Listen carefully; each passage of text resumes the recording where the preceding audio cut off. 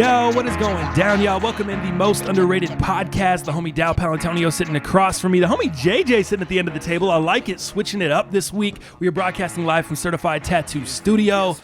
Man, what a weekend. What a sports weekend overall. If you're a Denver sports fan, it was a huge weekend for us. Ended in disappointing fashion.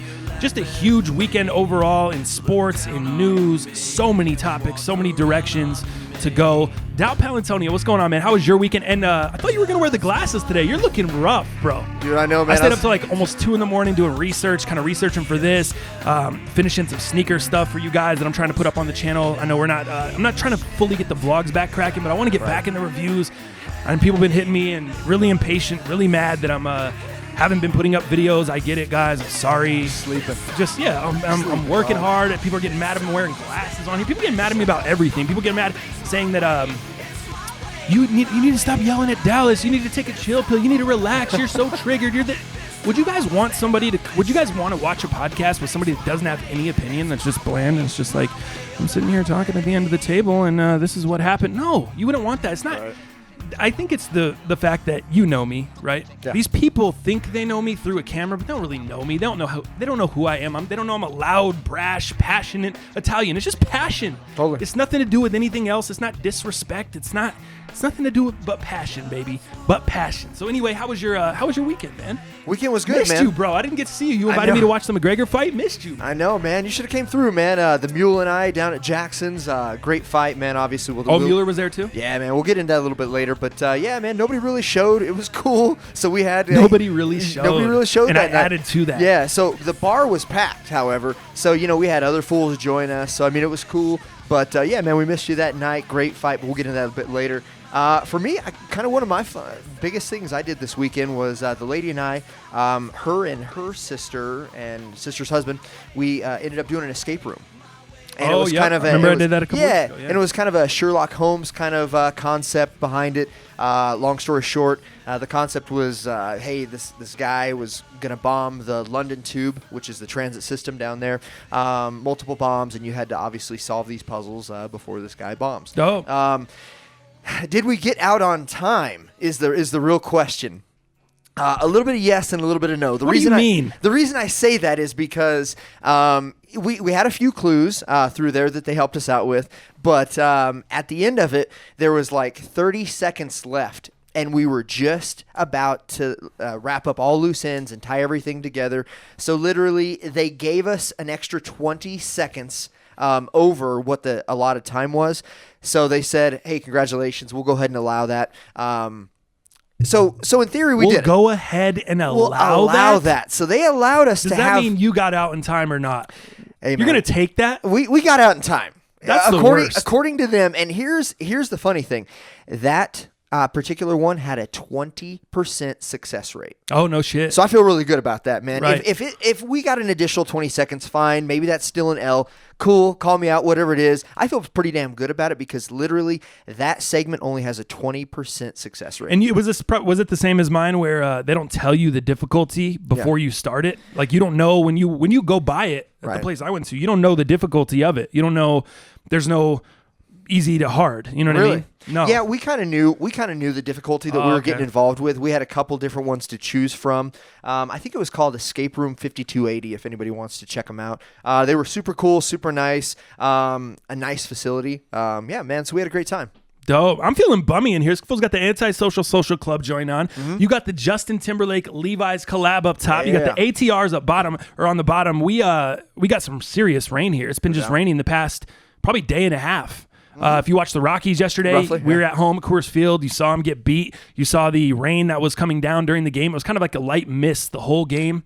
All day and all night. Yeah. I mean, well, 3 o'clock on, I guess you'd say. A lot of people hit me up asking what happened with the ticket situation. What did I end up doing? What was my decision? I ended up letting my aunt go, man. I just had a lot of stuff I wanted to get done yesterday. Plus, I knew she would probably enjoy going to that game on a Sunday. Like I said, she's a teacher. If the Rockies did play on Monday, it'd be easier for me to get out of work a little bit early and get down there than maybe it would her trying to get out of class and rush down there and fight rush hour traffic plus game day traffic. So I let her go on Sunday. Disappointing game for the Rocks. Disappointed the way it ended, but that's what happened, man. I let her go, and we got swept out. So I'm not going to the game tonight. It's all good, man. I've seen playoff games before. I would have liked to go. I would have liked. I guess the bigger picture, fuck me. You know what I mean? Screw me. Like, who cares if I get to go? The bigger picture, I would have just rather had the Rockies win and continue to play along in the playoffs. Maybe just one game? Yeah. Right. It definitely reminded me of that. I definitely had flashbacks to 07 World Series, getting swept out by the Red Sox, being so hot going in. It wasn't the same situation where we were really hot this year, though. Right. Like, we weren't super, super hot going in. We were hot towards the end of the year. That's it. But we weren't hot going into the playoffs like we were in 07, where we had won 20 out of 21 or 19 out of 20, whatever it was. Won the play-in game. All that stuff. I mean, we struggled down the stretch. We lost at the end of the season. We lost the NL division title to the Dodgers. Then we went in, barely scraped by the Cubs in that game on the road. And a lot of people are going to make a lot of excuses for the Rockies. A lot of they had to go on this crazy road trip. They played in Denver, then they played in LA. They went straight from LA to Chicago, played in Chicago, then they went straight to Milwaukee. So there's a lot of excuses you can make. I'm not in the excuse making business. I don't try to make excuses about anything. I just try to get better. You know what I mean? Even with this podcast, I talk to JJ and everyone else on the daily. Like, I want to get this dialed in before. I definitely want to get back to the sneaker stuff and what I was doing in reviews. And the channel may shift a little bit from the vlog standpoint just because the time that I have is restricted. But we're constantly trying to make the podcast better. I don't want to deal with excuses. I don't want to deal with, we don't have this, we don't do that. Let's just make it happen, man. Let's make it the best we can do or the best we can make it and do our best. And I feel like the Rockies certainly didn't do that. And I'm not going to make any excuses for their road trips and everything else. Well, and it was nice. Towards the end of the year, we had some good momentum, but we also have to look at the caliber of teams that we were playing towards the end of the year, right? We had the Phillies and we had the Natties. So you got to look at kind of the caliber of which we went up against. And then obviously making it into the playoffs, the Cubbies, playing LA, that whole thing. Then we started playing the talented team. And as we've talked about, Milwaukee was probably one of the best teams in baseball right now, if you ask me, at least in that division, especially, for sure. I think they're one of the best teams from an offensive, defensive standpoint. They're on some massive heaters. Their pitching is fucking off the chain. They were the hottest team coming into the playoffs. People were asking me, what do you think of the Rockies? I think we're going to be able to go far. And I was like, man, if we can get past Milwaukee, I think we have a pretty good shot. Hell yeah. Milwaukee was hot, and they proved it. I mean, we didn't even get one win. I think we took them. We took them into extras one game. I think we went into the 10th, lost that game. Other than that, it wasn't really that competitive, especially yesterday. Towards the end of the game, where they lose 6-0, something like that. Yeah. So not very competitive at all. I expected Nolan Arenado to show up, or not expected. I called him out. You did. I said, hey, Nolan, man, I need to see something out of you. You said in June you wanted to play in meaningful games. You wanted to play in the postseason. You wanted to be a part of a team that wins. Yep. You didn't do your part, buddy. His bat didn't come through. Nothing. Nope. Nothing. Instead, he was out there hugging fools on the playground. You know what I mean? And obviously, he doesn't need me to say that. He probably already knows that. Yeah. He knows. But I don't want to hear this. Well, I'm going to go sign with this team because I have a better shot at winning, and I feel like we have a better shot at winning and all that stuff because you didn't contribute to this team winning. So you were exactly the same as all your other teammates. Yeah. Nobody really contributed. I mean, David Dahl, one of the hottest hitters in the NL, goes into the playoffs and just all of a sudden gets cold. Trevor Story swinging at pitches. Some of those pitches he was swinging at, they were in a state over. I mean, they were not even close. It was just bad, dude. Yeah. Bad. Let's take a couple seconds for Pete Davidson. I didn't know. I didn't know my tweet. Yeah, I didn't know that fool was playing on the Brewers, man. That's so funny. Taking a little break from Saturday Night Live to play for the Brewers. And I'm not even gonna lie. I did not follow any Brewers baseball all year. I know the name Christian Yelich, but I don't really follow what he does. I mean, I've seen him on Sports Center. I've seen him on Sports Center here and there, but I didn't pay that much attention to him. And dude, he totally looks like Pete Davidson. Yeah. He looks like, I don't think he looks like he could be Pete Davidson, but he looks related. Oh, yeah, you know what I mean? Sure, he could be a brother. He could be a cousin. He could be someone along the family tree there in the Davidson household. God, man, he had a hell of a series he's legit. against us Dude, doesn't Rockies. he look so goofy? Yeah, he's a goofy. He doesn't look like he'd be athletic at all. He doesn't look like he could be hitting home runs. That fool. Yeah, totally different. But yeah, if you look at the 3 games combined, I mean, God, I think he had, I don't know what his full average was, but on 10-7, his average was .250. His average on 10-5 was .400, and his average on 10-4 was .667. Dog, this guy had a hell of a series against us. I think he's going to have a great playoffs. I mean, shit. The guy obviously can handle pressure. Yeah. He didn't fold at the dish.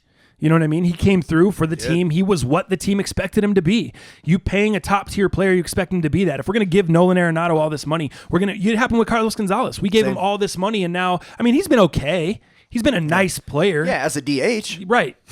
But I mean, he comes in and pinch hits. He does well. There's no DH, obviously, in the National League, but I would say just a nice player. I will call him, just like I do with sneakers. If I'm reviewing a sneaker and a sneaker's just okay to me, it's just cool. Yeah. You know what I mean? It's not must-have. It's just cool. I would consider him just cool on the same level. And so he's obviously a free agent, so are we keeping him? Dude, it's funny with Cargo. Every year he signs a 1-year deal. Yeah, like the past few years, we just been signing to a 1 year. And he could obviously go somewhere else and get a big contract. Mm-hmm. But I think Cargo knows that. I don't know if he wants that pressure, for one. We don't really put a ton of pressure on him here. The fan base doesn't put a ton of pressure on him anymore because he's not the guy that got the big money contract and now he's not delivering. Yeah. He's just the guy on a year-to-year deal. Sure. That's just a nice addition to the team. He's a nice player, but he's nothing special. He's not Yelich. Maybe Matt Holliday gave him some good advice this year when we brought him on. Maybe, yeah. Because that happened to Holiday, right? Exactly. You know, he signed the big contract. God, at that time, was it with the Angels? St. Louis. St. Louis, yep. Gotcha. Yep, went to St. Louis, signed the huge deal, and then he was expected to be that guy, and he just wasn't. You know what I mean? He kind of fell flat. Well, and that happens in sports. We see that a lot in sports in general. But that does create an immense amount of pressure, and I don't think Cargo has that pressure on him. Nolan is about to feel that pressure. Yeah. Whether he resigns, if he signs a huge deal with another team, or whether he resigns with the Rockies, you know it's going to be a big deal with the Rockies. So either way, he's going to have that pressure. And what he did in the postseason this year is not going to get it done. It's not going to live up. Totally. Does that wrap up the Rockies? You cool on the Rockies? I'm cool on the Rockies. What about your weekend, man? Anything big for you aside from giving up obviously the ticket to the Ant and that whole thing? Not really, man. Just a big sports weekend for me. Just did a lot of sports. Tried to, like I said, record some reviews. JJ, is this camera about to die? Is this on one battery, one bar?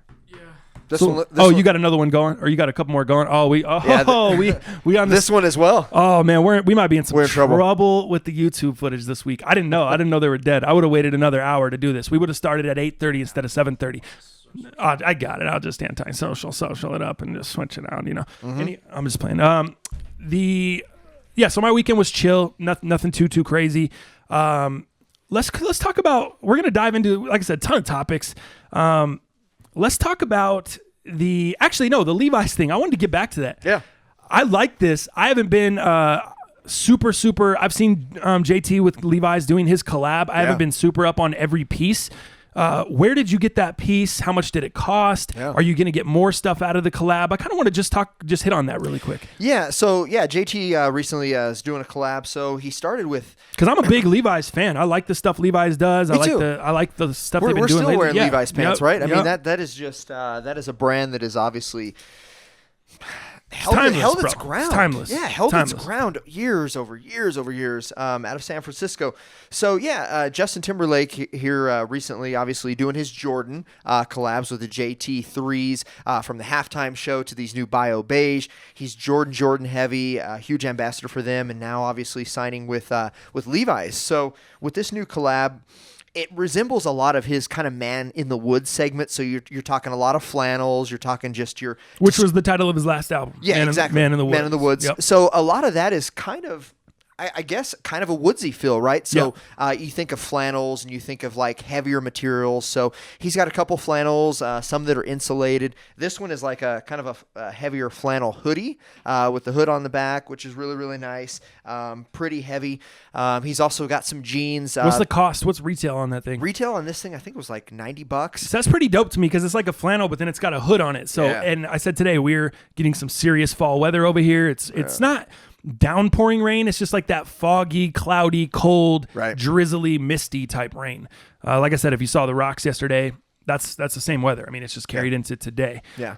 What else? Yeah. What I like about it is you've got two big names. You got Levi's and Justin Timberlake, so you do have some hype in there. When we're talking like sneakers in that world, I don't know how hyped it is, but for me, I would rather wear this stuff because it feels like the more general person. Like if I was to wear all this Kith stuff and Supreme stuff, Off-White, I mean, and the price that I would have to pay for a lot of that stuff, I just feel like I'd fuck it up. We talked about that, earlier or weeks back.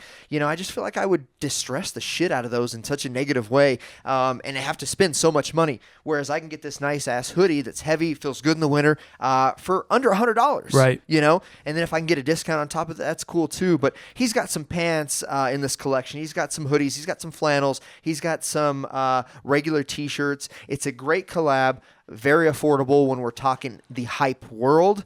Yeah, man, you guys should look into it. I think it's a situation with you and I being, we're not young kids, you know what I mean? Like some of the stuff I just can't pull off. Like right, or no matter try. what the brand is or what, it's not for me. You know what I mean? I just look like an idiot in that. And I'm not going to wear something just because everyone else thinks it's cool when I don't feel good in it. You know what I mean? Whether it's comfort, whether I don't like the way it looks, like I do stuff because I like it. You know what I mean? Like I'm wearing these glasses right now. I love the fucking glass. Like these make me happy, bro. Like they just make me happy. Sure. Can I just be happy? You know what I mean? And that's how I live my life. Like a lot of the stuff, I like that because it looks comfortable. Mm-hmm. I do like JT. I love the shit out of JT. JT. How can you not? I don't know. Dude, he's funny. You look at his SNL JT, segments. You look at him he's best friends with Jimmy Fallon. Like, that's the life that I want. Yep. I want to go on tour. Yep. I want to have a beautiful wife like Jessica Biel. Holy shit, man. No doubt. This guy's got a collab with Living Jordan. the dream. Dude, if you hate him, what are you doing? It's people that are stuck in the past that just don't like NSYNC or, Okay. Good, man. They get judged because of NSYNC or whatever else. Right. I mean, the guy's talented. He's funny. He's classy. He just seems like a cool dude. Like he seems like a cool, down to earth dude that you'd want to kick it with. You know what I mean? He's always going to sporting events. Like I saw that fool with Jimmy Fallon at the U.S. Open. Yep. That's awesome, man. Yeah. So I'm a big JT fan. Yeah. I just wanted to hit on that briefly. And you can get some of this stuff Nordstrom. That's where I got my stuff. Okay. So Nordstrom, I think, is one of the main places. And they're just stocking it. They're just stocking it online and in-store. Is it kind of flying under the radar? Is it selling out? I know it's because it's a collab. Yeah, I think it's flying more under the radar. Okay. I definitely don't think it's selling out. That's good, though. That's good for people that listen to this podcast that aren't up on that and they're like, oh, shit, maybe I'll go check it out. Go copy. You want to get some middle-of-the-road hype? I think this is it. Middle of the road. I like that. Yeah. Are you some neutral hype? Are you doing any of the jeans or anything like that? I don't know, man. I didn't have enough time to really try that stuff on, but I loved the hoodies. Again, this collection is really not heavy, but it's really insulated, really warm. It's wintertime, bro. Dude, it's a nice Especially winter collection. if you're in a state where you guys get that winter weather, you guys get some serious fall weather, some snow, anything like that, man. Whether it doesn't even have to be here. If you're over in Wisconsin, you're over in Minnesota, you're in the Northeast. There's places that this is going to be beneficial, man. So any other streetwear or sneaker stuff, I feel like we're kind of on that topic. So let's finish out with that. Is there any other stuff you want to hit on there before we move along? Yeah, I mean, we talked about some of the sneakers that we're kind of after coming this week, obviously. But the sneaker that dropped today, so obviously when our listeners are listening to this, they're going to have to buy it on resale, was that new Off-White Chuck Taylor collab, the white joint that came out this morning. I tried to get it. I did get it in my cart on the Sense website. Same. Wouldn't check out though, right? Yeah, but it had some sort of login issue. Same exact. And thing. then I of course I went through the reset, my password link, and of course everything's going to be gone by that time. But I think it was an issue with their website. I had the same problem. I don't think you needed to go reset your password. It's those bots, man, just fucking killing everybody. And I did try to get them off of Nike.com because they were on the sneakers app, but you did have to go to Nike.com from what I saw. Again, I was in line, pending, and then didn't get them. It's super frustrating but at the same time, like if we really wanted the shoe, I can sit here and bitch all day, right, about bots, about whatever else. If I really wanted the shoe, I could have gone out, done the due diligence, made the contacts or the connections to get the shoe. I could have hit up the homies from Champ Carts. I could have bought a cart. I could have done a lot of things to go get the shoe. So I'm not going to sit here and bitch and complain about everyone else getting the shoe and me not being able to get the shoe and poor me when I didn't do enough to get the shoe. All I tried to do was log on to Nike, log on to Sense, and a couple other websites and just try to get it manually. Right. That's going to be a 1 out of 100 cop. You know what I mean? You're not going to get that lucky most of the time. So you're going to have to go out of your way to everyone has bots. There's no secret. You know what I mean? You know that these shoes are going to be hard to cop. It's not a big secret. So for me, I'm not going to sit here and bitch and complain about resale or bots or anything else. I just didn't do enough. I blame me. I didn't do enough to get the shoe. You know what I mean? I tried to log in last minute on the internet, just like millions of other people, and it's champ carts and bots, and then everyone else probably crushed it, and those people probably had success. And I didn't do what needed to be done to get the shoe, so I can't sit here and bitch that I didn't get the shoe. That makes sense. You didn't have multiple Nike accounts. Yeah, I'm not going to sit here and complain, man. I think that's weak shit. I think one of the biggest... Or get on my Twitter and just, thumb out a bunch of complaints. Like, come on, man. Is that good for anybody? Yeah. Like, come on. Well, and like I said, I mean, we're not well off by any means, but if we really want something, we're going to get it. Humidity dunks down to 191, by the way. Humidity dunks. Just want to let you guys know, I just got a notification. Yesterday, dude, some fools were battling. It went from 210 to 205 to 203 to 201, down to 199, then to 194, then to 191. I was like, whoa, I hate that shit. Yeah, like a couple of bucks. Some dudes could just whether you're buying battling, it or you're selling it, you see those battles. I was watching the game or the games yesterday, and it was just going boom, boom, boom, dropping, and I wanted to. I was like, damn, I should have screenshotted all that shit so I can give it to JJ and he could just. You post should it have just fucking got involved and somewhere in the middle, just fucking bottom and just couple fuck more those weeks. guys. Couple more weeks, $150. They're gonna be there, bro. They're gonna be at my price. Couple more weeks. So check this out. So the other thing that dropped this morning was an interesting collab, and I don't have a lot of research behind it, but I will tell you this. There was hype on it because the whole fucking thing sold out. It came out at 9. Kith dropped the Kith and Jetsons collab. Oh, sick. What do you know about the Jetsons? I know a lot about the Jetsons. I didn't know I didn't know they had a collab coming, though. They did. It sounds like the clothing was... Our boy, Elroy. Yeah. You got it. Jane, his wife. Lost it. One down. Are dying. No, I think we got 2 down. Is this one down? That one's still good. Oh, this one's down. Oh, we only got 1 down. Never mind. All right. I thought I heard 2 beeps. So I didn't really know what the hype was, but it is a unisex collab and also a kids collab in this case. But I believe it to drop at 9 our time. I don't know what time that is for everybody else tuning in, but it looked like it was 9 Mountain Time. But as I'm looking on Kit's website, every fucking thing for at least the males could wear is sold out. The purple hoodie, the fucking white hoodie, the black hoodie, the cream hoodie, the pink hoodie. It looks like the collab did pretty goddamn well from what I'm seeing. But they call it the Kith Jetsons collab and the Just Us. And I don't know what that means. I don't know the correlation. I just liked the Jetsons when I was a kid growing up. And I thought, well, shit, Kith, Jetsons, I'd grab that. But I wasn't able to. Didn't try for it hard, but interesting. Losing more cameras. Tight. We are killing it today. We're killing it on a Monday, man. Coming out serious. I think I didn't know they had a collab, but I am a big fan of the Jetsons. Will I go after that stuff? I'm not overly hyped on it. Right. If it was easier, like it's just a lot of work, dude. I mean, let's call it what it is. It's work to get any of these collabs, especially if you don't live in a major market. Did you see that fool? God, what's his name? He's kind of the homie. Like, he's cool. I respect those kids and their hustle. Zach Cooper. You see him with Travis Scott? I did. He had like a half taken photo of his face. Yeah. If you don't know these kids, man, Ari Kagan, Zach Cooper, all these kids, I just know them through Twitter and through YouTube, and they're fellow kind of YouTubers. And I support anyone getting out there, getting on their grind. I know these guys get a lot of hate for being hype beasts and whatever, but I really like those kids, man. I like what they do. I like... the fact that they live in a major metropolitan area in New York, in the same Seth Fowler kind of area, and they're able to go out and get these collabs, and they're the ones they're able to resell. They're making money, and these are young kids, man. I wish I would have had that drive, that ambition. I wish I would have lived closer to a major metropolitan city when all this stuff, as a young kid. Because it just looks like fun, man. They look like they're enjoying what they do. They're making some money. They're learning how to hustle. Yeah. If you hate on those kids, I don't know what you're doing. I know Twitter's just a world of hate. I mean, I call it a vortex. This shit is just a vortex, and you can spiral down such a world of hate on there.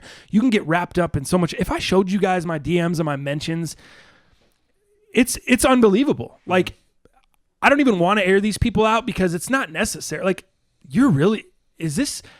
really how you think? This is really how you talk to people in real life? This is the kind of respect or disrespect? Like, this is the person you are? You know what I mean?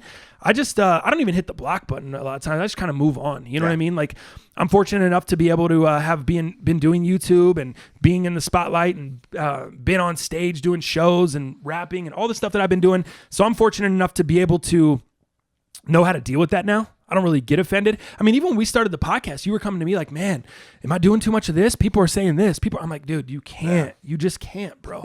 You can't. You can't. You gotta look in the mirror, watch yourself, and constantly adjust on what you want to adjust. Yeah. Everyone's going to have 6,000 opinions. You know what I mean? Sure. Just like we have a ton of opinions on this podcast. Does that always mean we're right? Fuck no. You know what I mean? It's just an opinion. We're just here having good conversation. And I think that kind of gets lost sometimes.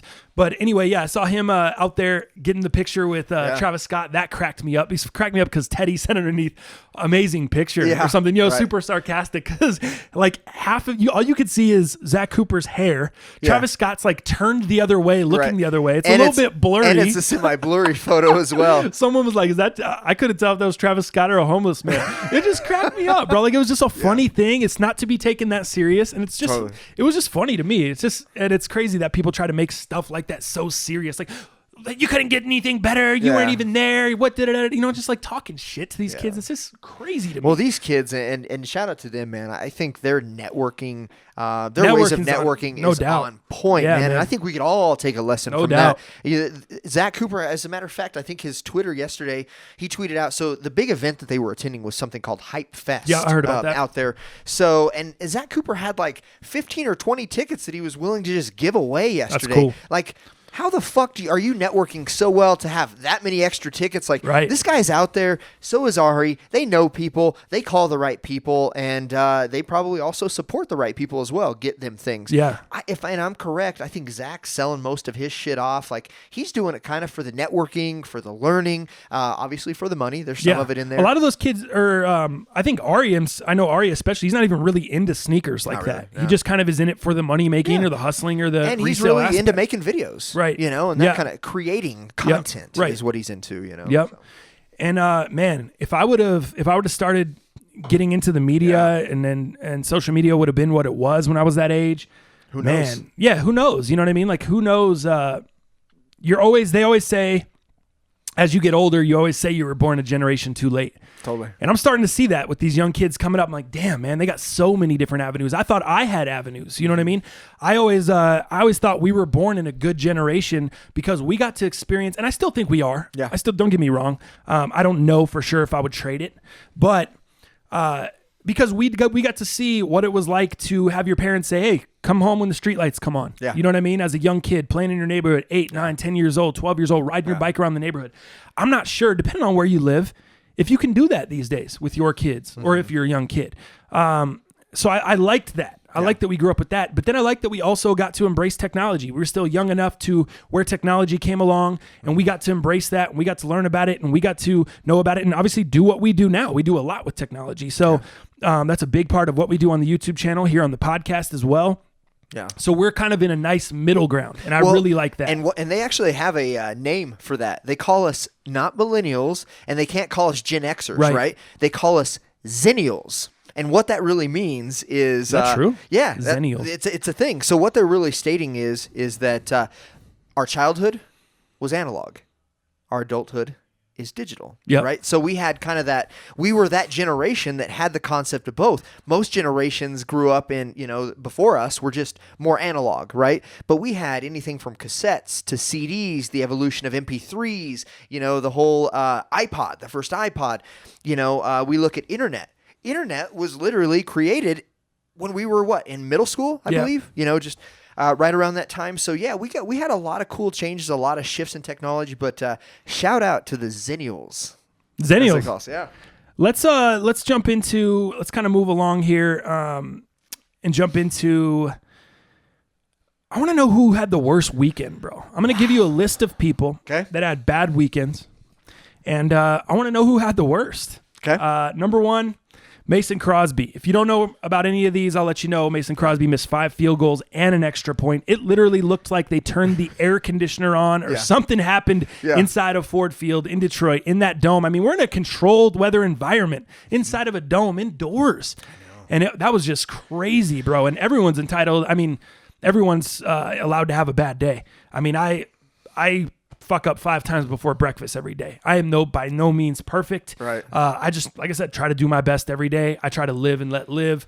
I'm not going to say he's a bad kicker. I don't think the guy needs to be cut. He just had a bad day. He had a bad day, and I think we're all deserving of those every once in a while. And it's tough because when you're paid multi-millions, bad days are really frowned upon, obviously, and looked heavily at. But for Mason Crosby, I think one of the most consistent kickers in the league and has been for years, right? Hasn't been cut, been on the Green Bay Packers for years. I don't even have the stats on that. But he did make one field goal, and I think it was towards the end.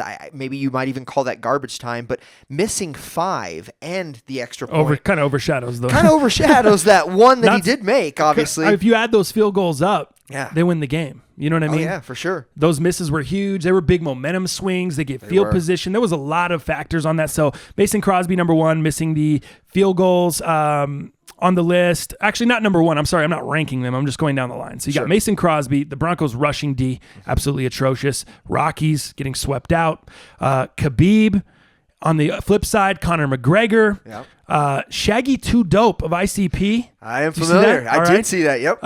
And then the Giants losing on a 63-yard field goal at the end from Graham Gano.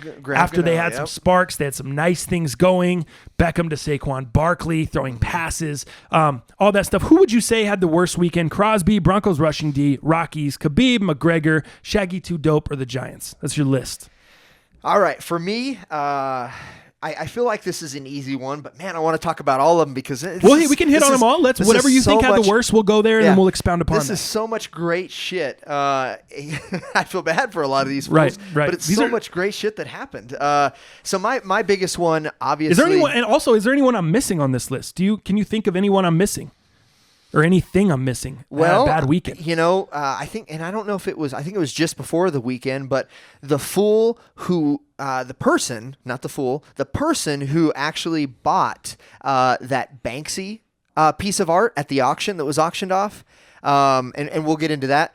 But he or she obviously took a major L on that. So it's a good one. Yeah, that might be one as well. But let's start with mine. I have to say.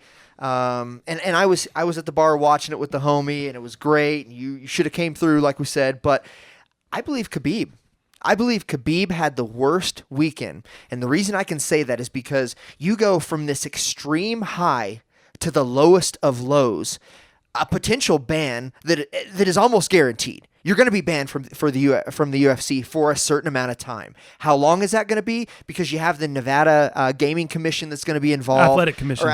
Excuse me. Not the Gaming Commission. I'm still thinking about I know what you mean. throwing some crap. Throwing down some bread, yeah. Let's go. But, so you go from the highest of highs to the lowest of lows in a matter of seconds. That was your guy. You had him. You were trying to bet me. You were trying to get me to take the bait on McGregor. I was like, I can't do it, man. I made bread from 3 homies on bets. They took McGregor? Yeah, dude. Everybody was McGregor heavy. And why? And the odds were he was the underdog. I know, but why are they heavy on him like that? I think it was that emotional, the branding and him out in the limelight, the other things that he's doing. The bravado. The face that he has. The Plus, marketing, what he's done, let's be real. The guy is battle tested. You know what I mean? We've seen him go into big fights and knock fools out early. Yeah. He goes up weight classes, down weight classes, battle tested. Goes in fucking boxes, right. Has his own fucking whiskey company now. This guy is the face of what we can all relate to. He is the notorious underdog, with anything that he's ever done. So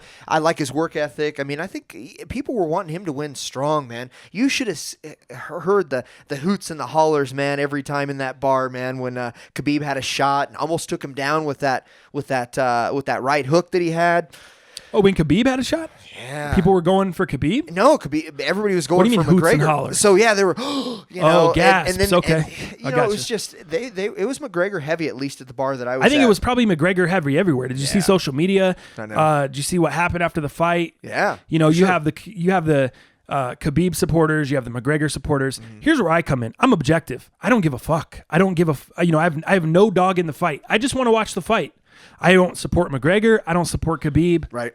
I don't love either guy. I don't hate either guy. I'm just in the middle. I'm just watching the fight. Yeah. I just love sport. Nice. I love competition. So when people try to, when I tweeted out afterward, I was like, man, that guy's a loon. Like that guy, someone needs to lock that guy up. Meaning like, I'm not saying we need to put him in a cage, but I'm saying, man, like someone needs to pull that guy away physically. And if it takes locking him up for a few minutes to calm him the fuck down, to understand the magnitude of what he did or what he had. I don't know if he went blackout rage. I don't know exactly what happened in his mind, or you know what I mean. If it just spilled over, I don't know. And frankly, I don't care. Yeah, it doesn't excuse any of it. Yeah, people want to jump out and point out, well, Conor McGregor jumped out of the cage and went after Jose Aldo and everything. If you watch that video, all Conor McGregor did was climb out of the cage and go stand on the table and like pump his chest. Yeah. He didn't jump. He didn't go all WWE Hell in the Cell and do a flying knee off the fucking stage into the crowd. Trying to go after Dylan Dennis. Yeah. Right. The Conor's trainer. Like, no matter what Conor did, no matter throwing the dolly, like, it's funny that people want to make that okay because of that. Right. They want to say, well, Conor did this, Conor did this. That doesn't fuck what Conor did. That doesn't excuse what happened here. Yeah. That doesn't excuse the lack of professionalism that was shown here by Khabib. Whatever Conor did was what Conor did, and it's past. We're in the past. Like, I think this you don't move forward by doing that. This one is completely different in my opinion, and I'll tell you how. So you look at all the people that paid a whole lot of money to be at that event. Khabib has literally put himself and everybody there in jeopardy by doing that.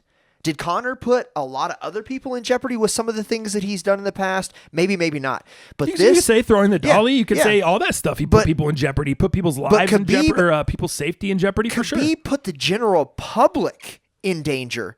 And then part of his crew jumps into the cage after everything's over with and whatever, and throws some cheap ass shots to Conor. Right. And Conor was already fucked up from this fight, getting choked out, right? What do you call it? The submission hold? It was a rear naked choke. Yeah. Yeah, it just got submitted. So, dude, Khabib's team put a lot of different people in danger.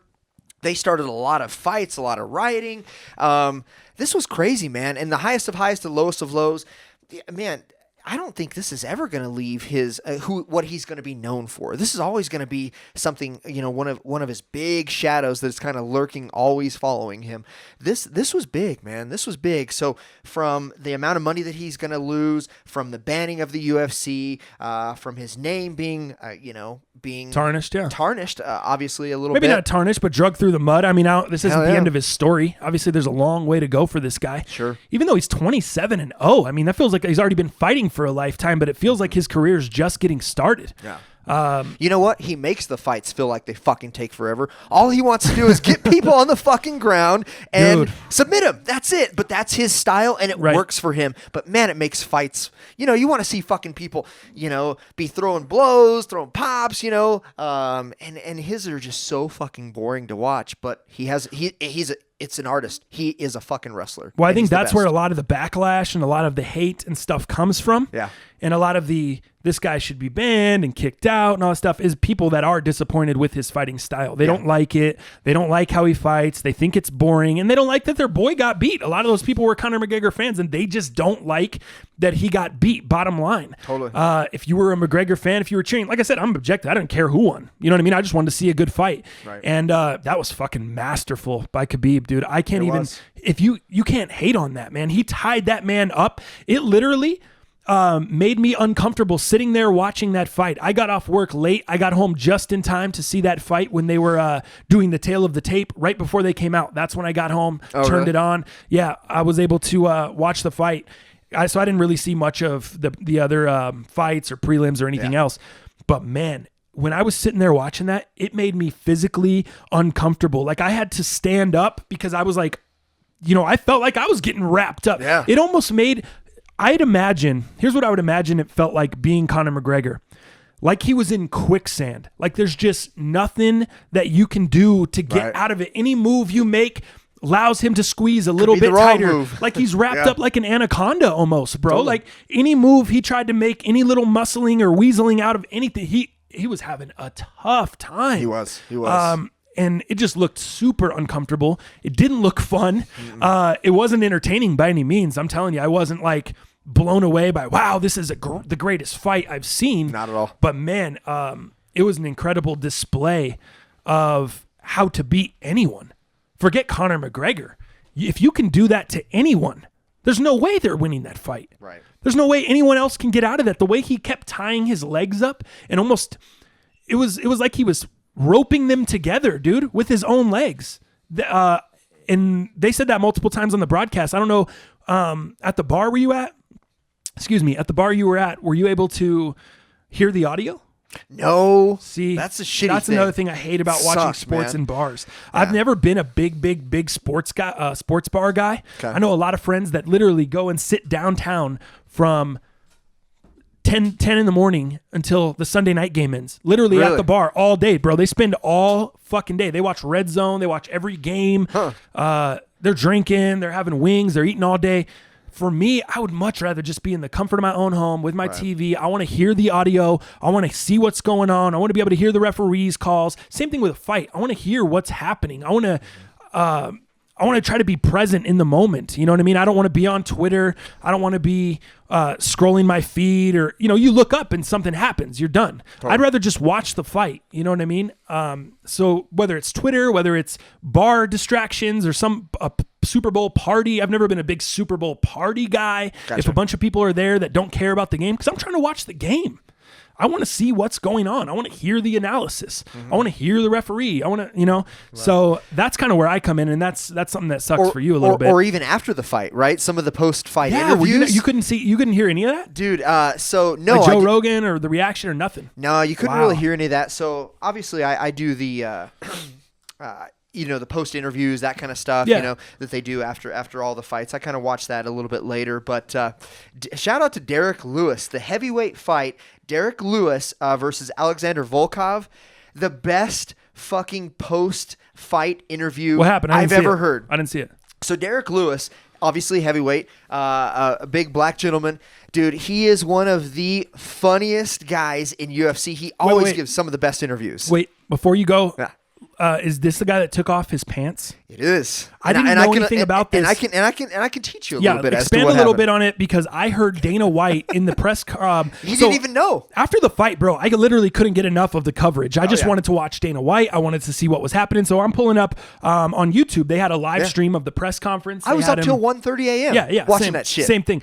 I heard someone ask him, is there going to be repercussions for Derek Lewis taking off his pants? Yeah. And Dana White goes, he took off his pants? What are you talking about? What are you talking about? And he starts kind of laughing, and Yeah. he's like, what did he have on underneath? Yeah. And the guy's like, oh, just some regular black Black underwear. underwear, boxers, whatever. And Dana White's like, just kind of shakes his head, Yeah, just starts like- laughing. He goes, I wish that was the wildest thing that happened tonight. Totally. You know what I mean? No, so totally. I did hear about him taking off his pants, Yeah. or somebody taking off his pants. I didn't know it was Derek Lewis. Yeah. So what happened? So Joe Rogan obviously is interviewing Derek Lewis after he wins the fight by TKO on Volkov. And he says, hey, man, what happened to your shorts? Did you watch any of these fights, by the way, JJ? Is that what you're laughing? Did you see all this stuff? Yeah, I saw. Or do you follow all this? Yeah, most of it. I know you're a little antisocial, but you followed everything this weekend? Yeah, for Okay. the most part. But yeah, I saw that. Yeah. It's fucking hilarious. So what Derek Lewis says, he's like, hey, Joe Rogan says, hey, man, what's up with the shorts, man? Why'd you take the shorts off? He literally says to him, well, hell, man, my nuts were hot. I had to take off my shorts because my nuts were hot, And he was just being totally honest. Yeah. Like that's what Derek Lewis says, exactly what's on his mind. There is no filter. There is no trying to be political. It's just that's why everybody loves him, because he's just that guy. He's Khabib like, did what's on his mind. Why doesn't everyone love him? well, Honest question, right? A bit overboard, I feel. yeah, it's a fair question, because here's the deal. You being a passionate Italian guy, I mean, you probably understand, Exactly. Totally do. I always say what's on my mind. Khabib fucking throws his mouth guard, looks directly at Dylan Dennis and Connor's crew over there, fucking gets I in the honestly moment. thought he was going to give McGregor like another punch to the head, dude. The way he stood you? over him after he Yeah. choked him out, and he was just so Kind of waiting for him to say something. Dude, You saw it, yeah. And I think Connor was obviously just about to be incapacitated, so he was just trying to catch his breath. Like Yeah. the last thing that guy wanted was any smoke with anyone. He was just sitting up against the cage. He wasn't even looking at the guy. Right. He was just like, fuck, I just was in a war. You know Right. what I mean? You could tell. You could see the look on his face. He was defeated. He got smoked. And then I thought for sure Khabib, when he was standing over him, was going to give him a couple more, but that didn't happen. True. But I think Lewis, did he win? He won his fight, obviously, right? He did, yeah, by total knockout. Ended up getting that haymaker in. So Derek Lewis is known for fucking throwing haymakers. Like, these fucking punches Just that bombs, he throws huh? are bombs, Yeah. dog. Like, they are intense. And he fucking caught Volkov and the fight was about to end. It was like the last 20 seconds of the no fight. shit. And fucking caught him with one of those Wow. haymakers, dog. And it was crazy. But anyways, to wrap up Derek Lewis real quick on his post interview, aside from saying his nuts were my nuts was hot. My nuts was hot. My Damn nuts it. was hot. Aside from tight. that, Joe Rogan did say, well, hey, man, with these fights that you've been winning here lately, man, we should get you a title fight coming up. He's like, hey, man, I tell you what, I don't know about no title fights, man. He's like, I need to get my ass in some condition, I need to sit down. I need to get myself some conditioning before I do that, man. I ain't about that life. He's just very transparent and very Is he real. country or where is he from? Do you know? I think he's from the U.S. Oh, really? Yeah, he's from the U.S., man. So great. That was probably one of the most entertaining fights, aside from the Tony Ferguson and Anthony Pettis. And they call it a knockout, but I believe Anthony Pettis' crew threw in the white towel because his crew knew that Pettis broke his hand. I heard about that. So I saw it on social Pettis media. was still trying to go out there, and he was a little pissed. But his side threw in the towel. But dude, you want to talk about an entertaining fucking fight? Blood everywhere, punches being landed, kicks being landed. Dude, these fools were doing cartwheel fucking spider moves during the contest. That was the most entertaining fucking crazy fight. See, and that's what I need to go back and watch the card. I just didn't have time. Initially, my thought was I'm going to go home. I'm going to watch this McGregor fight. Yeah. Then I'm going to go run back the rest of the card. I'm not going to watch the prelims or anything. And just, I'm going to go run back the main card.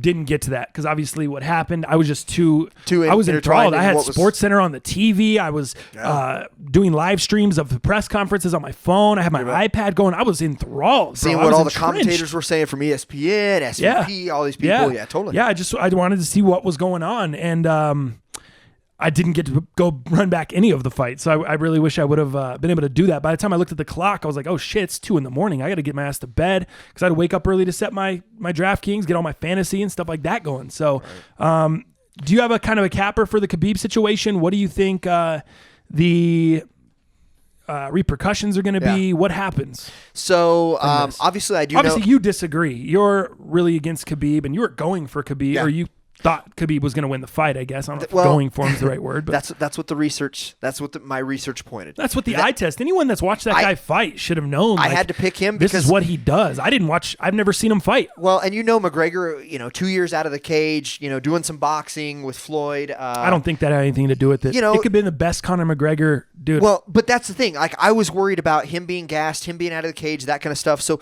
that, by what my thinking was, and just knowing how Khabib fights, knowing his undefeated record still to this day, I had to make bets on Khabib. Mueller had Conor? Huh? Mueller? He had Conor?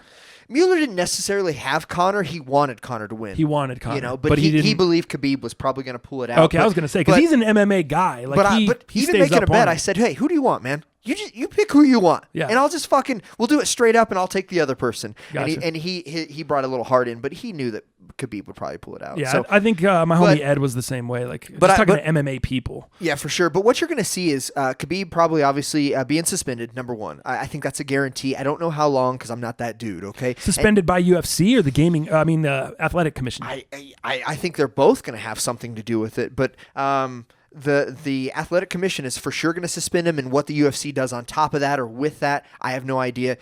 But I think the UFC, and knowing Dana and how Conor's his boy and Conor's kind of the face of UFC, I see the UFC possibly stripping the belt. Wow. I do. Really? I don't guarantee that. I'm not the UFC guy, okay? I'm not any of these past fighters that fucking knows everything. Right. But I can potentially see Dana White and the UFC stripping the belt from Khabib. Here's the only reason I don't see them doing that. Because they didn't take any ramifications for with the Conor McGregor situation when he threw the dolly at the truck, when he did all that stuff. There was no ramifications for him. Because they're taking Conor's side, dog. Come on. That's Come on. Just like they're going to do in this. That's wrong. No, I don't think it is. That's they're on Connor's more. He just signed a six fight deal? Is that what it is? Or that's what I'm saying though. Then all of a sudden you have the company that you're working for is no longer objective. That'd be like if the NFL favored a team. This belt is going to be held by nobody. That's what I believe. Wow. That's what I believe. I see it. I don't. If you're the UFC, I don't see how you can do that. If you didn't have any backlash for Conor, now I'm not saying. To go back to my initial point, this does not, whatever the fuck Conor did in the past, that does not excuse Khabib's actions. Sure. I'm not saying that. I'm not saying it excuses anything he did. Yeah. But I'm saying the precedent that the UFC has set should have been set when Conor McGregor threw the dolly at the truck and did all that shit and put a lot of people's safety in danger there. There should have been a precedent set at that time of this is what the punishment, this is what happens when you do that kind of shit. Since there wasn't, that does ultimately set the precedent that we're lenient. And Dana White's press conference kind of alluded to that. He said, screw what I'm going to do. This is not anything to do with UFC. This is going to be the Nevada Athletic Commission. He kept going back to them. He kept making them the ones that are going to be the ruler of the iron fist, the ones that are going to make the ultimate decision and going to decide his fate. He kept going back to them. He kept shouldering that blame to them. They're going to be the bad guy. They're going to punish him, not UFC. That's the vibe I got. Yeah, because he's passing the goddamn buck, man. Passing the buck. You got to make this. You got to make this. This makes total sense. I think you're arguing to my case right now. That's exactly what I'm saying. Is this Nevada Athletic Commission is going to get involved, and they're going to rule with an iron fist for sure. That's what I'm saying. So you're saying they're going to suspend, or they're going to strip the title? No, UFC is going to strip the title. I was going to say UFC has to strip the title. Okay. Nobody else strips the title. UFC does. But I think he just keeps pushing it that way, because he's being political, and putting it all on them. Because when the UFC finally does suspend Khabib and take that belt away from him, then the UFC doesn't look as bad, right? UFC, we're still here for everybody. We still love everybody. They're passing the buck on the Nevada Athletic Commission. That's exactly what Dana's doing. Dana's a turd, man. He is fucking passing the buck, and there is no doubt about that in my head for sure. And this one's different. Fuck what McGregor did in the past. Fuck what anybody did in the past. This is getting so out of hand that this is, just like you said, making it look like the WWE, the WWF bullshit. And I think this is so much more of a professional fighting environment. And that's what these guys have always known for. That's what the UFC is always known for, is the professionalism, holding the shit together, taking this, athleticism and these talents and these arts and respecting the culture so much. I think that they're going to have to do something big, and taking the belt away from that division and nobody's holding it, I think that's one of the ways of doing that. And also taking Khabib out of this for a certain amount of time, whatever that suspension looks like. Dude, you had patrons at risk. You had McGregor at risk. You had people getting inside the cage. You had a lot of Did you see all the videos? police. There was a lot of fights around the arena. Did you see that? They're going to do something big. Like, what if you took your 9-year-old daughter to that fight? I know. You know what I mean? Like, Had great seats. Is this a place that you can't go anymore and feel safe? Is UFC not an event you can attend anymore and feel safe at the events? Because not only forget the melee in the cage, but does that get, or the melee outside the cage, does that get people so riled up that they start fighting up in section 400, up in the roof? You know what I mean? Like, what? I'm legit. I'm not fucking around. I saw videos of that shit on social media. You had fools fighting in lobbies of hotels. You had all kinds of shit. Crazy. And did this spark that? Oh, dude, there was a lot of rage and adrenaline. Yeah, of course it did. Oh, shit. There was a lot of rage, a lot of adrenaline. I mean, if Celine Dion was in the same arena performing, I doubt there's going to be these fights up in the 300s, no So... Yeah. I'm definitely not trying to see Rod Stewart live. Man. I like Rod Stewart, but I'm trying to see UFC. But yeah, man, there's a lot of testosterone going on, a lot of chaos happening, and this event was big. It's huge, man. I think it's a lot bigger than what we all think, and I think the Athletic Commission, I think the UFC. I think they're going to drop the hammer, man. I think we knew this. We were going to talk about this fight coming out of the weekend. We knew it was going to be a story. I don't know about a big story, but it was going to be a story. It's one of the biggest stories of the year. Now it has turned into that because of what happened. But just the fight itself, Conor McGregor getting beat. I think we were going to talk about that on Monday regardless, but we would probably have led more with NFL. NFL's getting pushed to the back burner a little bit. We're still going to talk about that. We probably would have led with NFL, and we kind of opened up the show with Rockies and stuff like that, just because I didn't want to hit everyone in the head right away with too much heat. But as we move forward from this, you said there's got to be some changes. There's got to be some stuff. You're saying the belt is vacated basically, and what happens here? Yeah, what do you mean? Who they leave the belt for a period of time? No one holds it. Or Yeah, they have a I think that's What do what's they going to do? happen. Yeah, I think the belt will just be lying dormant on This its is own. WWE to the max right now. This It is so WWE. It This is crazy. And I think it's just going to lie dormant, not being held by anybody in that particular division.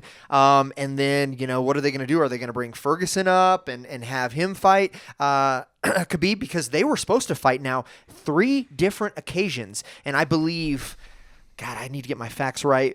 So bear with me on this. But I believe Khabib turned it down twice, and Tony Ferguson turned it down once via health things, that kind of stuff. So they would have already have fought now 3 different times in theory.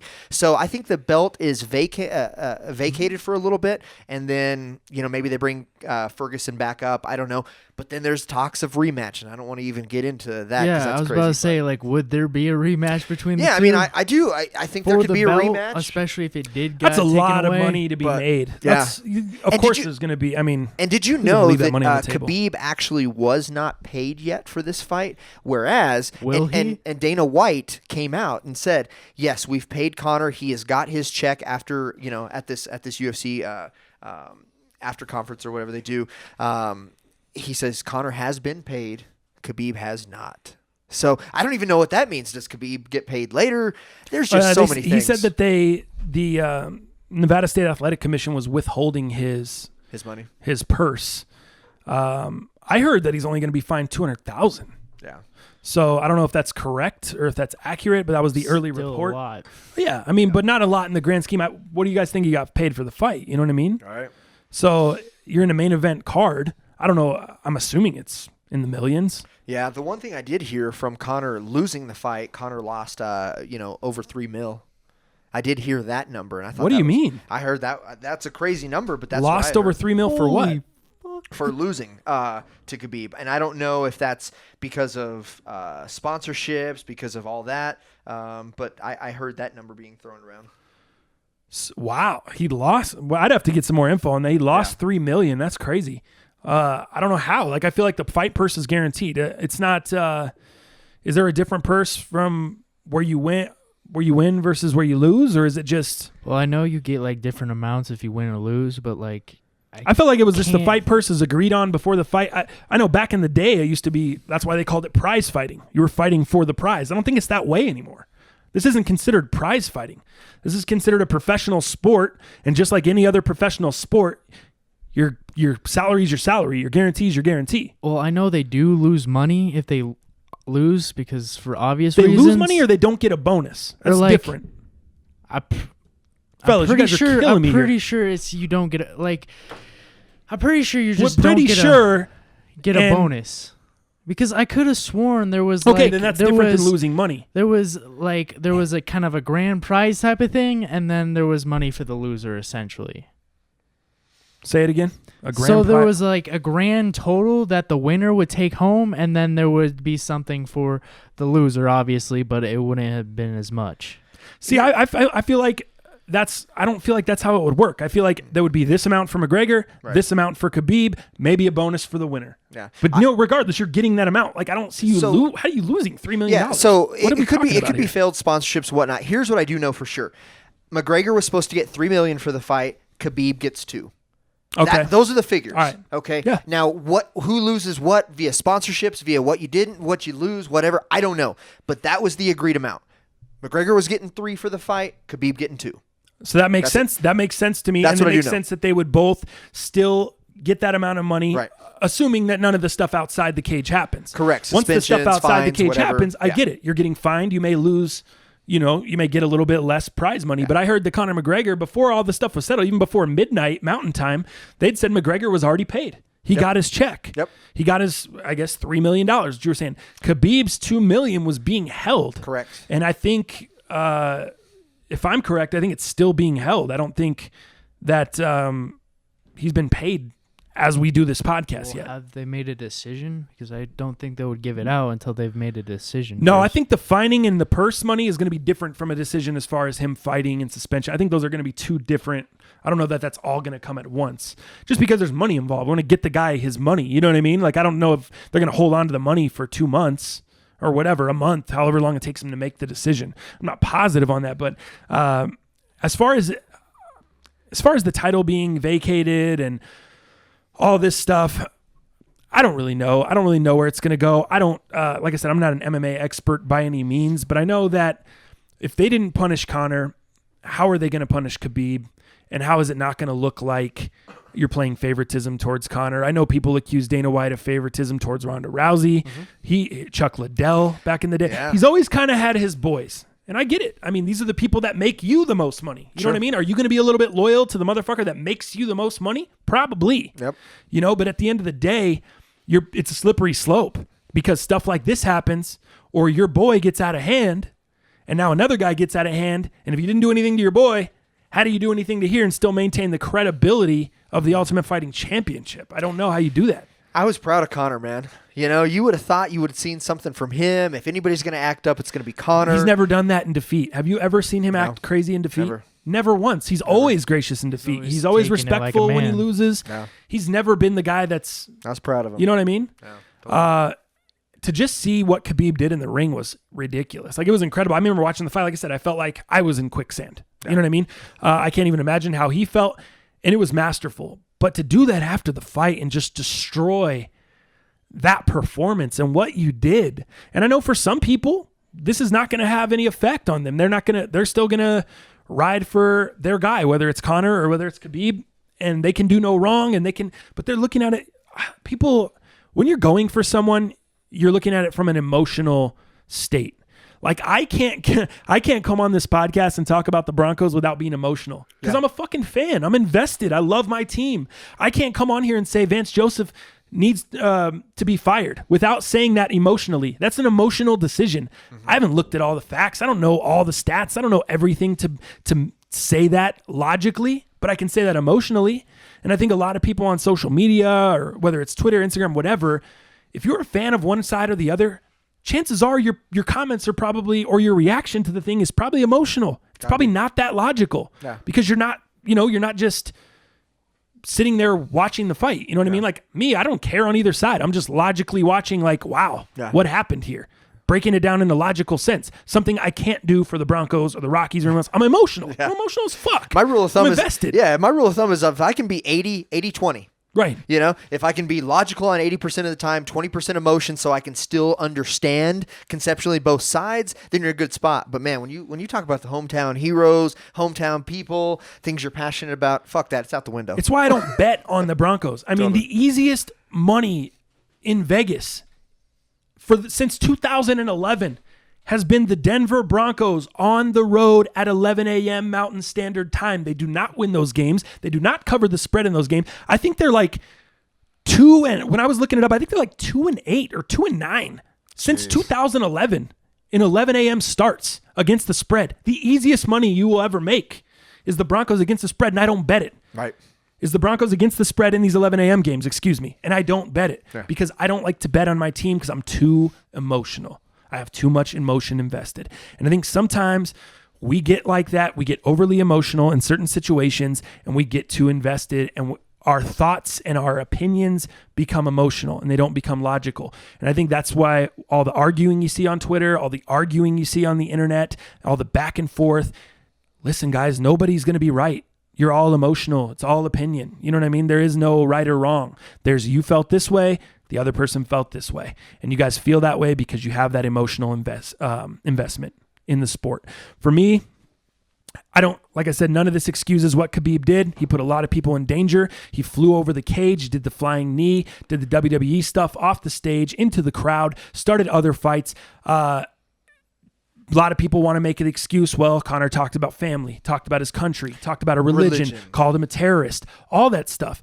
And I get it. I agree. I see why a guy would be offended, especially if he's a deeply religious man like a Khabib appears to be. Yeah. I don't know the guy personally, but he looks like he takes his faith pretty serious. Well, you saw the picture. Did you see the Instagram picture of Khabib afterwards, after the fight? So way after the fight, when they got home, it shows, I think it was Khabib's Instagram. It shows Khabib with all of his homies there, and Khabib's dressed up in one of his religious garbs, actually having pizza and rewatching the fight that had just happened. Having pizza. So, yeah, having pizza, and obviously being that religion is kind of what I'm alluding to is, I mean, obviously it's important. It's important to a lot of people. I get it. But, does all of these things bashing from the notorious McGregor that is the biggest self-made marketer, I think, and shit talker. Here's my opinion on that. Is that a good enough excuse? Here's my opinion on that. I'll start by saying you can't be a little bit pregnant. You're pregnant or you're not pregnant. Yeah. You want the fight or you don't want the fight. You want the promotion or you don't want the promotion. You want the money or you don't want the money. You know Conor McGregor. You know this is what comes along with fighting Conor McGregor. Mm-hmm. He's going to insult every fucking aspect of you and your being. Yep. He's going to break you down mentally, or he's going to try to break you down mentally. That's his MO. Because that's his game. That's what he does. When you sign up for this and they say you're going to get $2 million, you better be okay with that because you're getting you're being paid to do a job. We're not. This isn't a roast session where we're just sitting you up here and roasting your shit for fun. This is a paid for promotion obligation. If you didn't agree to that and you didn't want to be insulted and you weren't going to stand for it and you weren't going to agree to it, you should have made that clear in the contract before signing the contract for the fight and before accepting that purse, accepting that money, because now you can't go back. Mm-hmm. All the stuff that he said doesn't matter because you got $2 million fucking dollars for it. You know what I mean? That's not an excuse to go do what you did. It's just not. You want the money. You want the accolades. You can't be a little pregnant. You got to have the smoke. Right. It's right. Part of the game. And I think Khabib did a masterful job at not getting overly offended, not getting too crazy during the press conference. That's why I didn't see that. This came out of left field. I agree. That's how we all feel. We know there was bad blood. We know that. Man, none of us expected this. None of us did. That's kind of where I end on it. You know what I mean? That's kind of where I come out is, man, you took the money. You can't use that as an excuse to do what you did. You know what I mean? That's like saying someone was wronged at work. You know what I mean? Yeah. And they came back. Someone was wronged at work, and they came back and they committed assault. They came in, punched the boss, choked him out in the parking lot, waited for him outside of his house, did whatever. You know what I mean? Right. At the end of the day, if you decided to accept the severance package and move on, they said they're moving on, we're giving you this severance, and you decided to accept that, and you didn't take them to court, you didn't do anything else. You said, okay, I'm taking that. You can't go back 3 months later and say it wasn't enough and punch the boss in the face and not get assault charges. You know what I mean? Like, You can't. You can't. So when you decided to sign that contract and accept that money, you knew what came with it. And the reason you got that much money is because of Conor McGregor's mouthpiece. It's because he promotes the fight the way he promotes the fight. That's what draws all those people to watch you. It's not you being this masterful fighter. That might have something to do with it, but it's not the end all be all. It's not the whole reason. It's not the culmination of why everyone's there. Right. Everyone's there to see this loudmouth shit talker get punched in the face or continue on and be a loudmouth shit talker and continue on with his legacy and doing what he does. And whatever comes along with that, whether it's countrymen, whether it's family, whether it's religious insulting, that's what comes along with it. This isn't new. This isn't something that just came out of the blue. This is who Conor McGregor is. You know that going in. And once you accept that money, that's it. That's it. No excuses. I don't want to hear any excuses. I don't want to hear any, well, he did this. This is why he did this. No. There's no excuses. Right. You took $2 million. I agree. That's kind of where I end on it, man. You got paid $2 million for that. You think if someone's on one of those roast sessions on Comedy Central and they start getting a little offended and they jump out and they decide to start choking someone out or punching someone out that's roasting them, are they not going to get charged with assault because it was a roast session? No, they took the money and agreed to that. Mm-hmm. They decided to sit there and get roasted for this amount of money. Right. Right? I agree. No argument towards that, man. No argument. I know a lot of people will have argument towards that because, again, it's probably emotional on their end, but I don't see how that's just... And Khabib's pregnant. You can't be a little bit pregnant, bud. He's pregnant. You can't. You're pregnant or you're not. All right. Well, moving on here. What about you, man, for ugly? Because we obviously went on a tangent, and it was worthwhile going on the tangent on the UFC, because that was a big event, man. Not only just the weekend, but this year. But for you, the ugliest of the weekend. I will say the humidity dunks are down to 188. Just to let you guys know. 188? Yep. Just got a notification on that. That ain't bad. Cruising towards Damn. 150. You're getting JJ pumped on those. You guys see this fool walking here? That fool's With about some to. humidity dunks. Hey, just as long little as, bow tie on the laces. just as long as he's got better socks next time. Yeah, no shit. No shit. But what do you got? For me, I mean, that's obviously the worst of the weekend. It's a black eye. It's a black eye on everything. In case, let's hit on the Shaggy 2 Dope stuff really quick. In case you guys didn't see this or don't know about it. Shaggy 2 Dope is one half of ICP. I actually am not a big ICP fan, shockingly. I'm not Mr. Juggalo. I'm not, I don't know a ton about the Juggalo culture. I've never really been a fan of the music, but I do respect the shit out of those guys. What they've been able to build and that culture they've been able to build. That following. I heard them on Howard Stern. I believe it was last summer. They were on Howard Stern, did an interview. Man, I just gained a lot of respect for those guys because of what they do and what they've been able to build. Now, do I agree with them? Do I agree with their views? Do I like their music? No, not for me. But at the end of the day, do I respect their business savvy, their hustle? Yeah.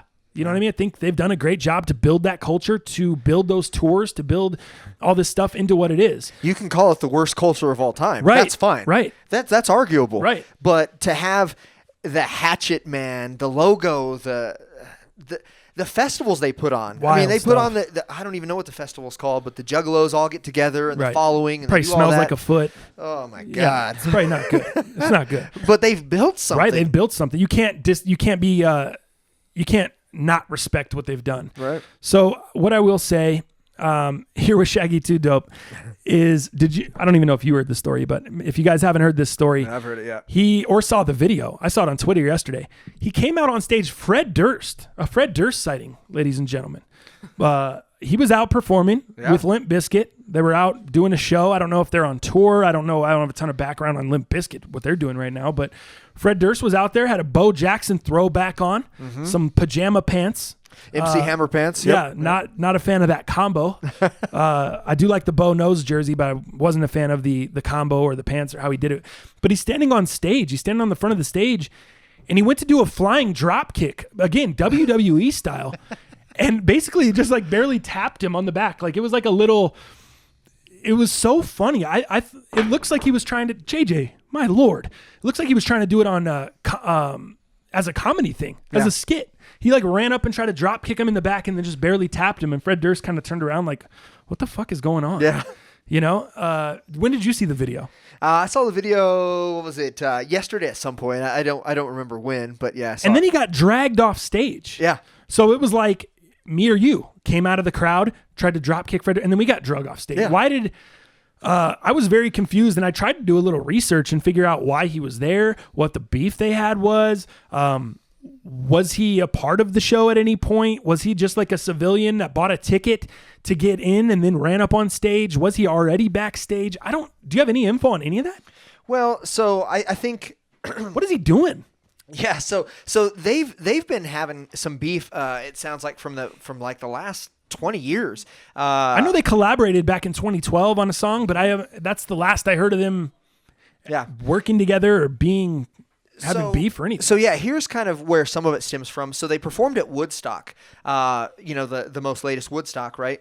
And after was told Fred wants to meet up with you guys. And they're like, they had no idea who the fuck Fred was. So that was kind of where some of this came from, because Fred at that time. Wait, when was this? This was at Woodstock. What year or how long ago? Was it? I don't know, when Woodstock was 98. Oh, okay. So this is late 90s. This is when Limp Bizkit was really getting popping. It was, and that's the thing. That's where this beef kind of comes from. Chocolate covered starfish and hot dog flavored water days. You got okay, it. gotcha. So, gotcha.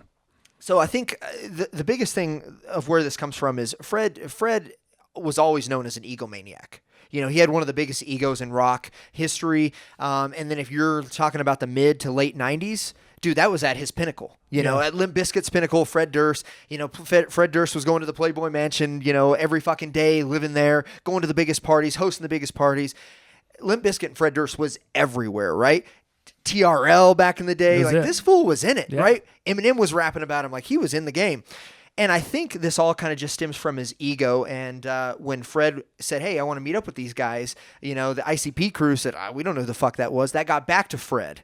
And that obviously was a shot to his ego. So that's kind of where some of this started. And then there was ego battles from the last 20 years, just small things here and there. People said this. And then Limp Bizkit actually tried to take them on tour somewhere. And I think what happened was the people that were on tour with Limp Bizkit, and Limp Bizkit invited ICP to come along, the other bands on the tour, and I don't know which bands those were, essentially kicked ICP off the tour.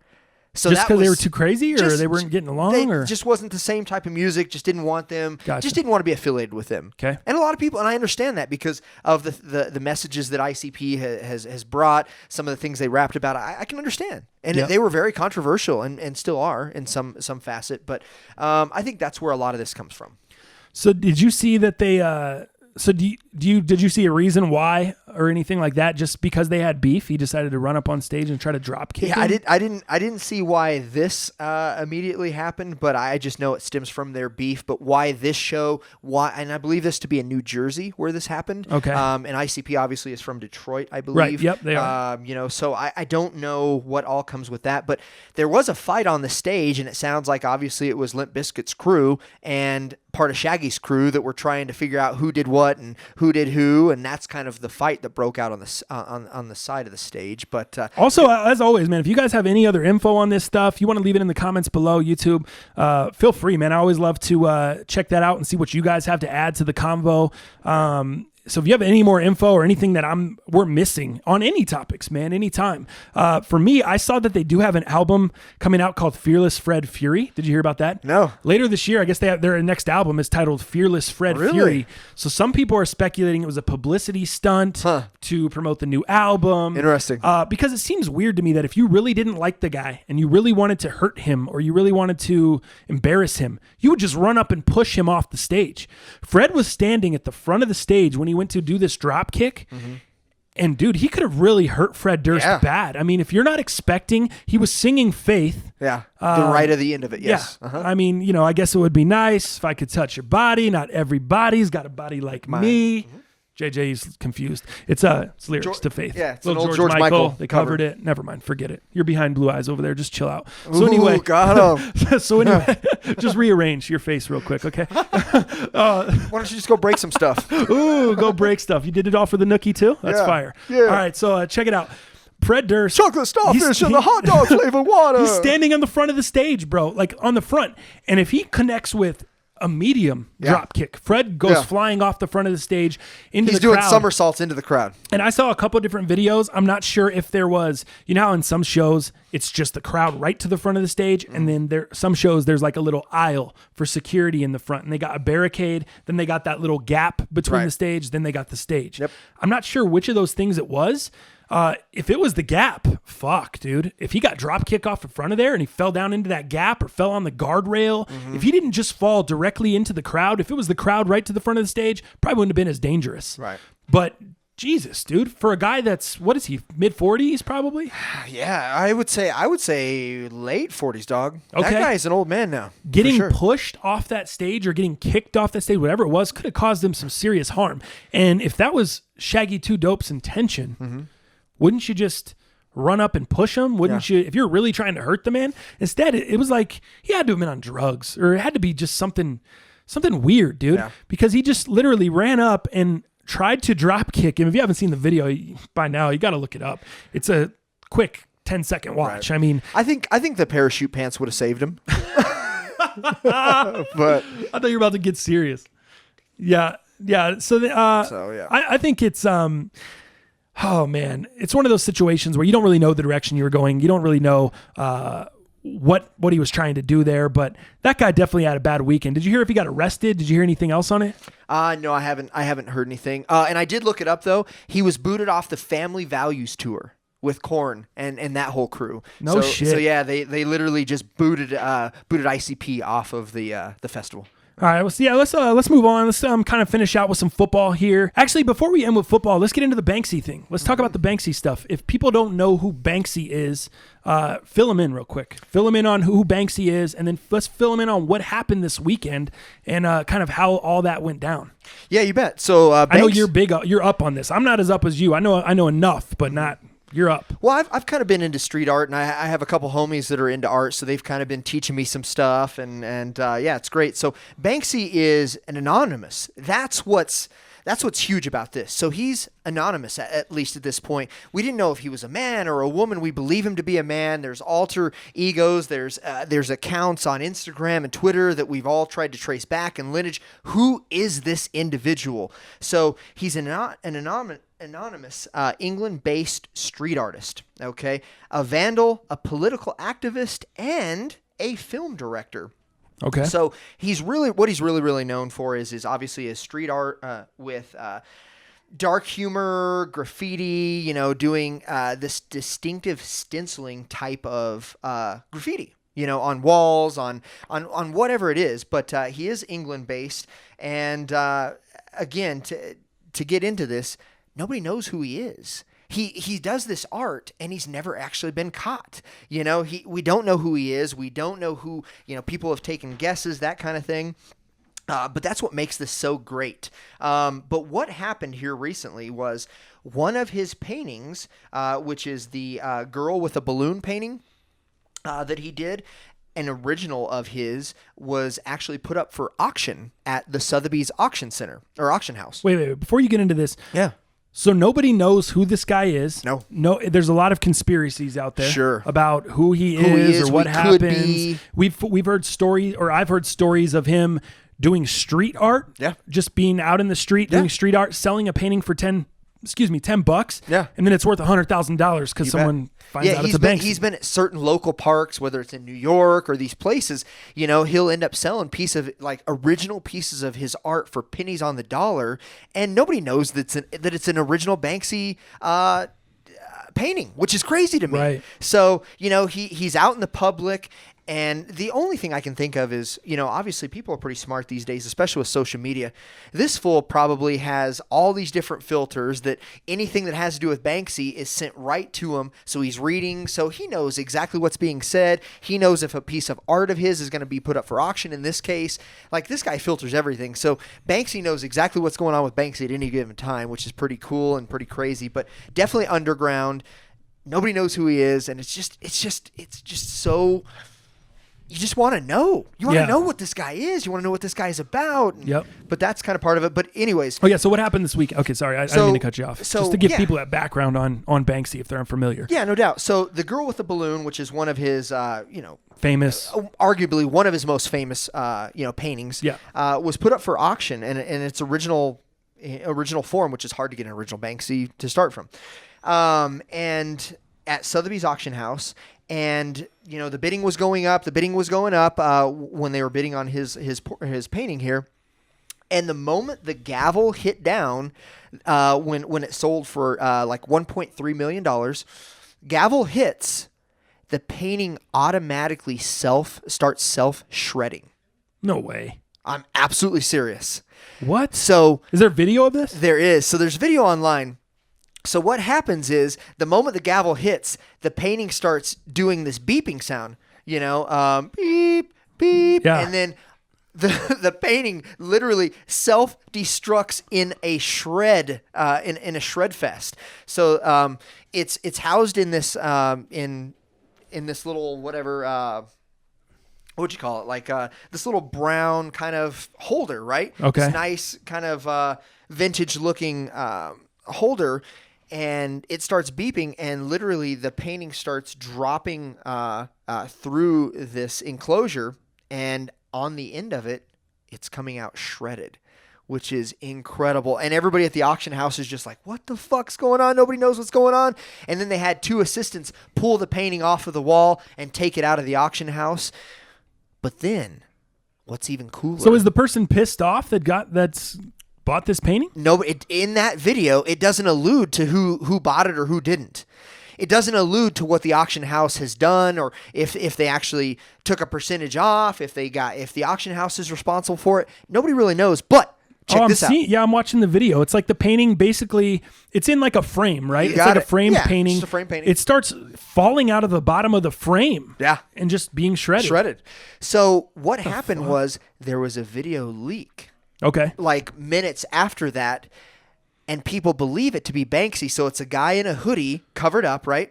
And it shows this individual, aka Banksy in quotes, building this frame. And it shows this individual with the frame actually open, and it shows all the different like utility knives inside of it, all the mechanical design within this frame. And then that video lasts probably for an hour or so, and that video is pulled. It's literally pulled off of the internet. Now, people still have it, screenshot, video shot, snapshot it, all that kind of stuff. So you can still find the video.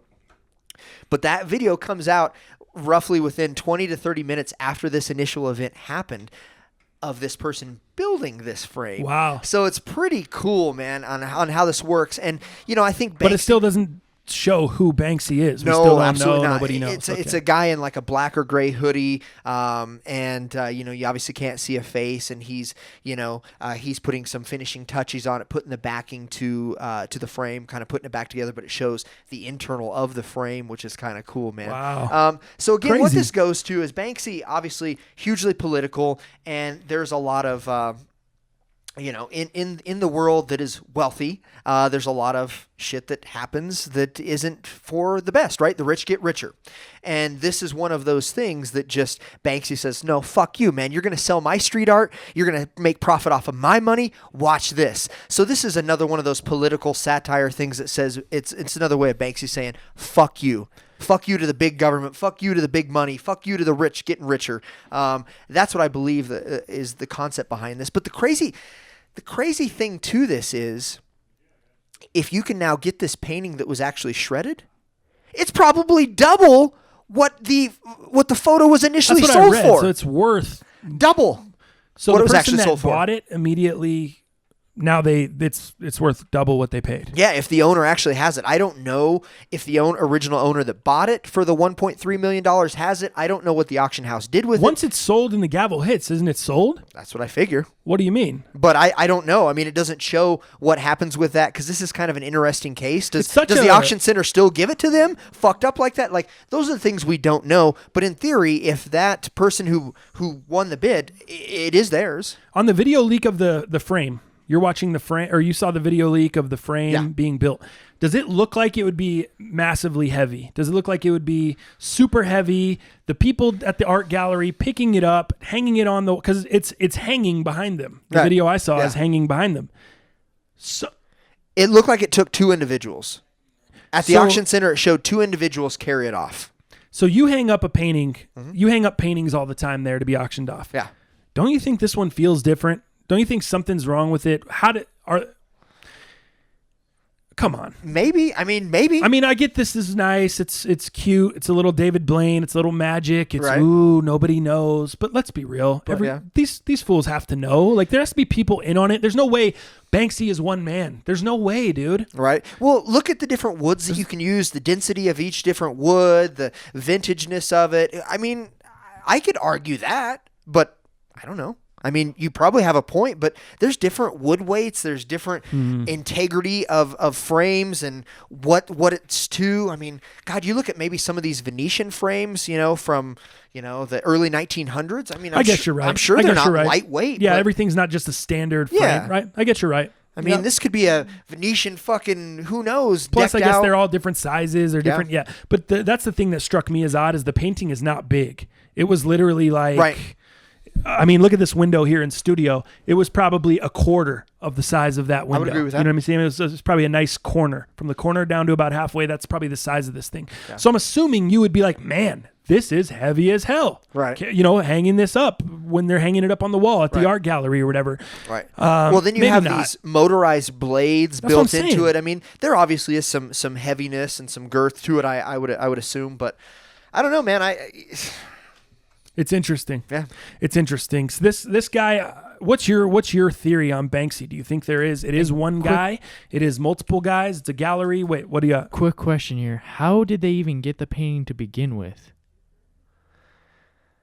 Well, I don't know. That's a good point. I mean, Because I could yeah, Well, because I could see him literally making the frame, taking his own painting, and then dropping it on their freaking doorstep and being like, and but then what's just the running stop? off. How do you know? Then at that time, how do you know it's Yeah. There's a real? lot of questions here. I mean, So- how do you know it's authentic? How do you anything? Well, and here's what I read. So this painting originally, I've read rumors as this painting was just hung somewhere randomly, which is Banksy fashion, just hung randomly. And I've heard that there were trackers in this painting. So Banksy, when this thing did get taken, because it would, Banksy knew exactly where this photo or this painting was at any given time.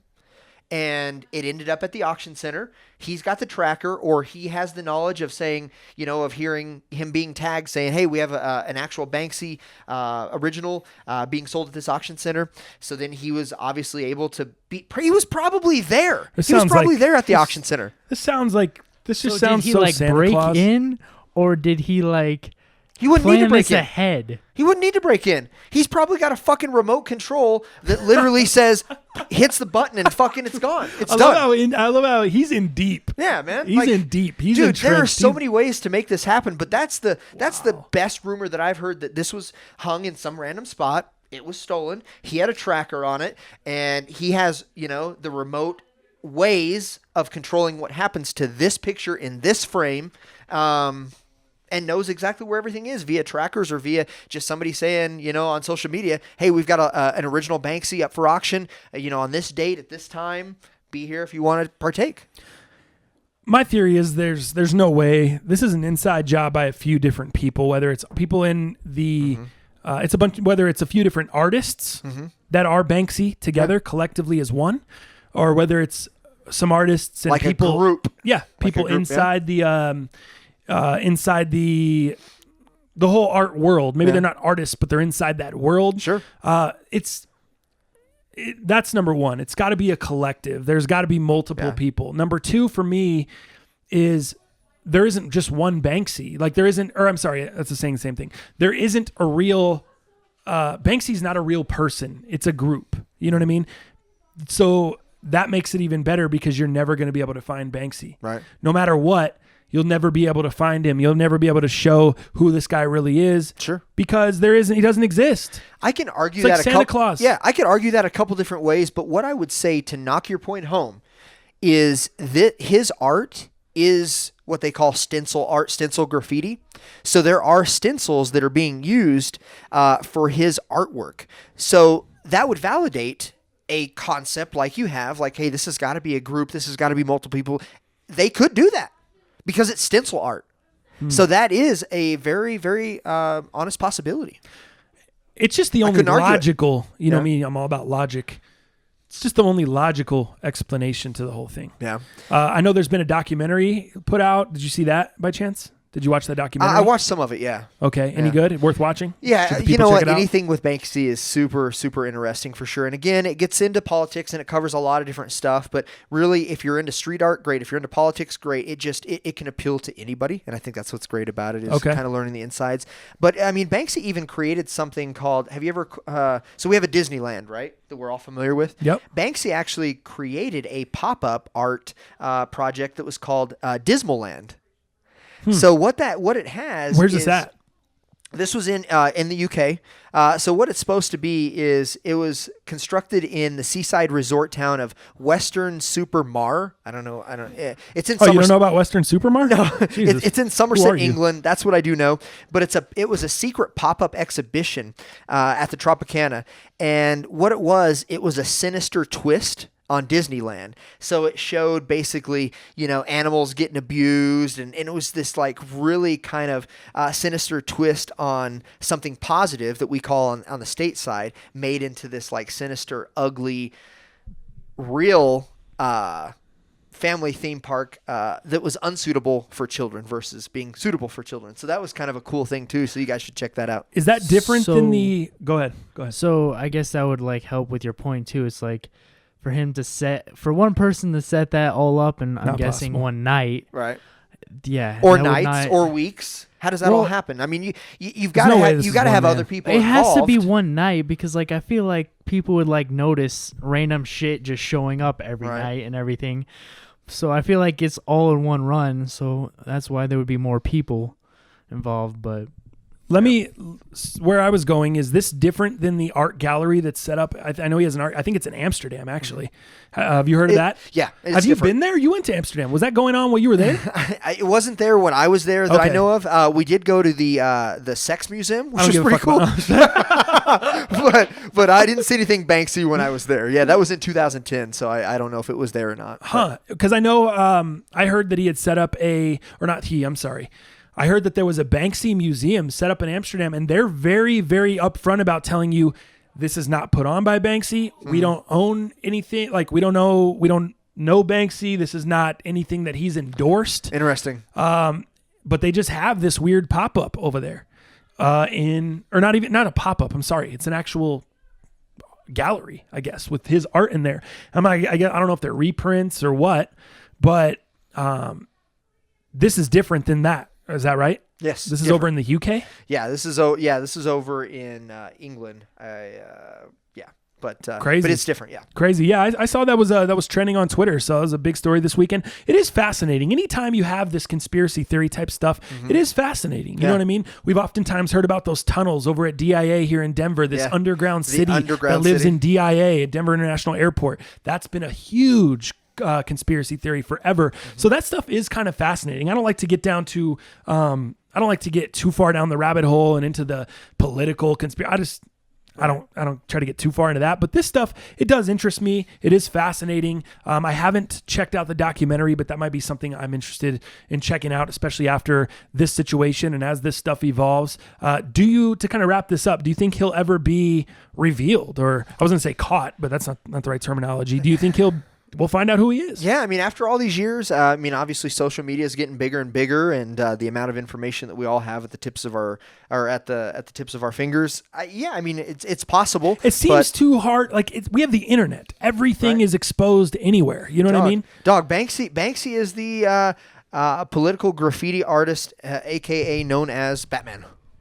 Yes, it's like the whole anonymous thing type of thing. Yeah, I think it's going to stay that way because you have people that are into street art, graffiti, like Shepard Fairey, right? Who did all the Obey stuff, who does all the Obey stuff. You think it's just going to stay this way forever? You don't think within the next 10 years we'll find out? I think this is sweet, man. I think it's a sweet gimmick. I think it's a sweet deal for him. His face doesn't have to be in the limelight. He doesn't have to do dumbass interviews. He can be kind of the Robin Hood of graffiti art and politics. I think it's fucking great. That's a good point by you, man. It's very rare in this day and age, especially with the internet. Everything is exposed. Right. Obviously, you can go from something as simple as reality TV. We all know it's not reality. A lot of it's scripted. You go WWE. We obviously know it's not real. And the curtain has been peeled back so far on WWE that everything behind the scenes. You have these, what they're called in the wrestling industry, smart marks that know everything about it. Not to mention that was something else I had to add to my weekend. WWE Super Showdown sold out the Australian cricket grounds down there outdoors. They packed almost 80,000 in that bitch. It was like a WrestleMania atmosphere. Triple H versus The Undertaker. The last time, it was fire. If you're a wrestling fan, it was they put on a show. They put on a show. There was a lot of good matches. But getting back to wrapping this up, I'm with you. I like your point on that. There are very few things that we do have that are special anymore, that we don't know about, that we can that can spark that little kid magic that lives inside you. Magic. Speaking of magic, I mean, we know, everyone, you don't know every secret to every trick, but you know their secrets. You know how things are done for the most part. And this is just one of those things that you really don't have any idea on how it's done or who's behind it. One last thing. Because this could possibly be a group of people and just not one, do you think this will always continue with the new generations to come, with the people who actually know what's going on, who are the Banksy people? Their generation. You're saying they're going to pass it down. Yeah, they're going to get old, right? The people that are doing it. Sure. Yeah. I mean, it's a Batman story. Like, Batman was passed down, right? Now, in some of the movies, like, it looks like, they're bringing Robin into the whole thing.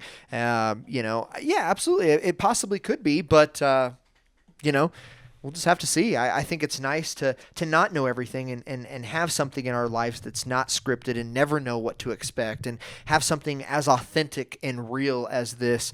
And then it is for a good cause. I mean, I don't say go do graffiti on shit. I don't say go destroy things, but he's trying to make a point. He is the Robin Hood of that industry, and trying to stand up for the poor or the middle class. And he is against the rich getting richer. Conceptually, I think it's great, and I think he stands for something. And to not be punished and not be held back from doing these things, I think it's cool. On that note, let's jump into some NFL, kind of wrap up the podcast here. We're about an hour 38 in, so we're getting kind of to that time here. Let's just wrap it up. Obviously, I want to talk about some Broncos, because I think that is the home squad, and they need some retooling, some serious retooling. Any other headlines you want to hit on while we talk NFL? Let's go over our heaters real quick.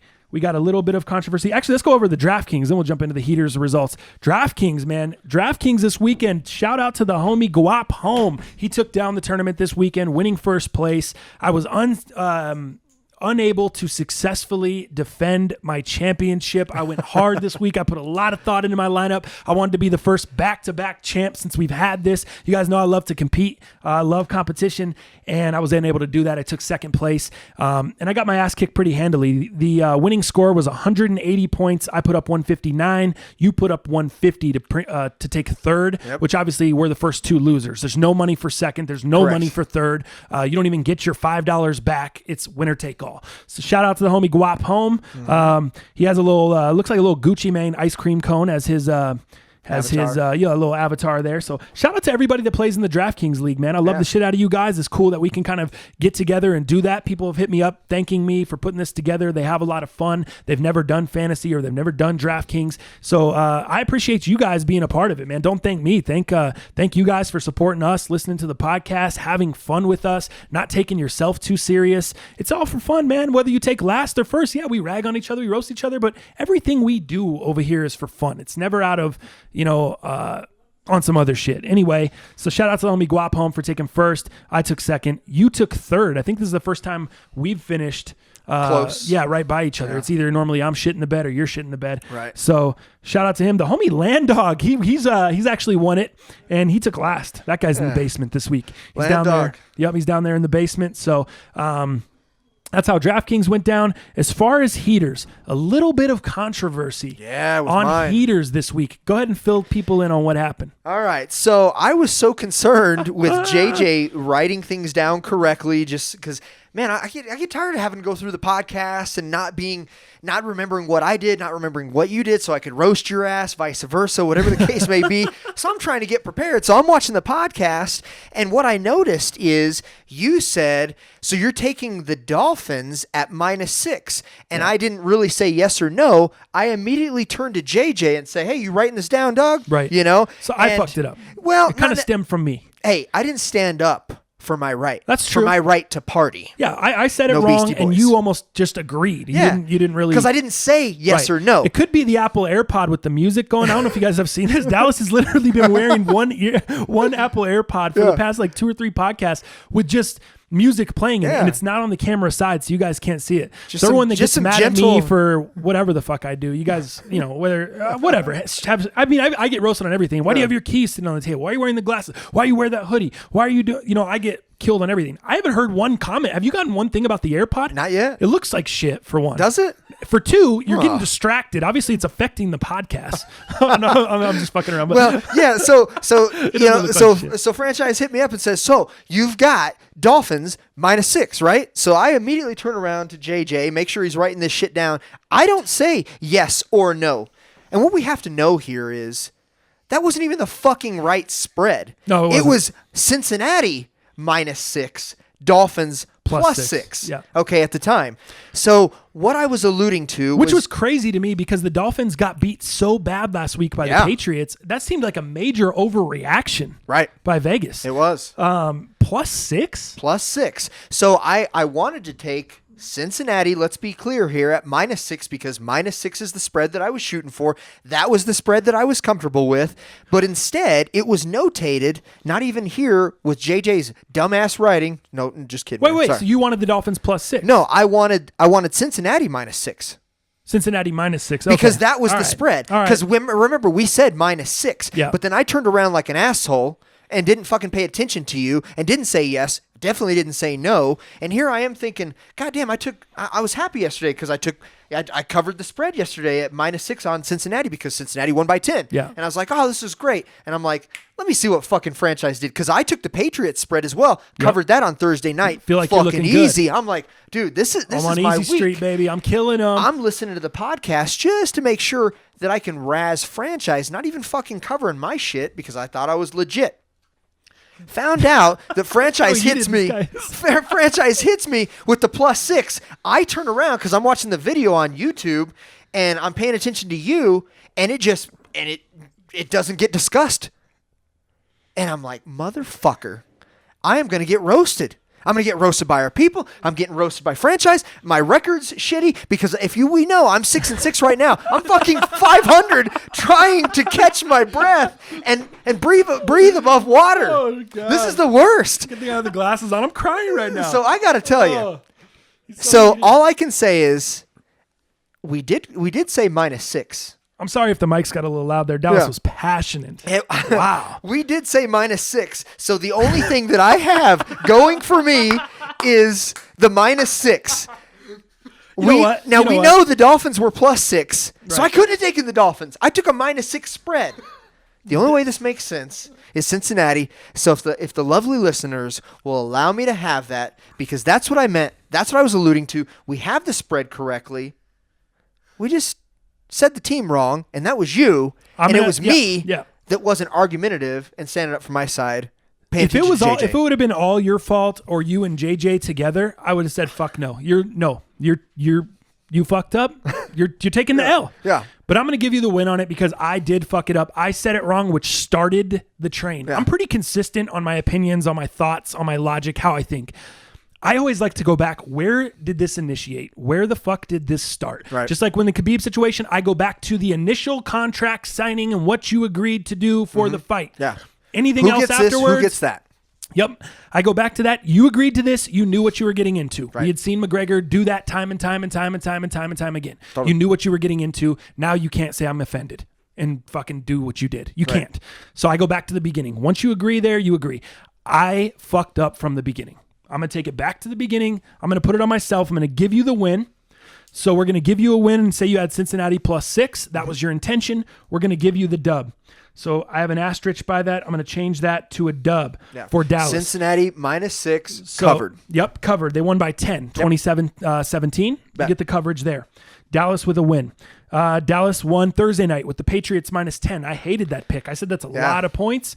But the Colts, they were banged up. Clearly, they just were way overmatched. And whoever started Ebron, luckily that night, good for you. I had him in 2 leagues just because my tight ends were on buys, or I had banged up tight ends. Yeah. Dude, Ebron did almost 30 fucking points, I believe, in a PPR in my regular leagues. Shit? That fool did Wow. 23.5, 24 points. And tight end's tough. He went hard. Yeah. So, but cover that spread. And then what was my third? You had the Carolina Panthers -7. You took the L on that one. They struggled all day. I had Cam Newton in fantasy. I started him over Ben Roethlisberger. Bad choice as Ben rolled at home against the Atlanta Falcons. As I said he would. I said the high-flying Falcons would be slowed down. I didn't get any love from you guys on Twitter on that. I only get criticism from you guys. I don't, Right. Hey, top franchise, you did a good job. You said the Falcons would kind of be minimized over there in Pittsburgh, and they only put up 17. Yeah, Julio nice didn't job. do shit. Great Nope. job. No, I don't get any of that. We don't do love over here. We just do hate. But nonetheless, you were 2-1, which is going to take you to what, 8-7? 8-7. One game above 500. One game above 500 on the season. I went 2-1 as well. I had the Cardinals +4. Okay. That was a dub. What was the final on that one? I have it here. Cardinals beat the Niners 28-18, so they won by 10. They didn't even need the +4. That was a feed-up game all day. As me and Roselli call it, me and my Uncle Roselli, it's called a feed-up game. You just put your feet up, relax, and collect your money, baby. Enjoy it. That was it. So that was an easy victory there. +4 on the Cardinals. Then I went Eagles -3, and I took the L on that one, man. The Eagles are just not getting it together. I was nervous yesterday. I went with Carson Wentz as my quarterback in the DraftKings, and he had like 2 points the whole game, and then at the end he kind of started to get it going as the Eagles found some momentum. But they were at home, losing to the Vikings.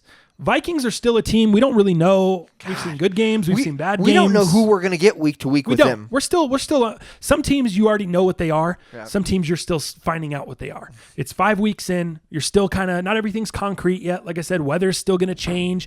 You're still going to have some things shift. But the Vikings are one of those teams. Now, I actually like that the Vikings got beat by the Bills at home.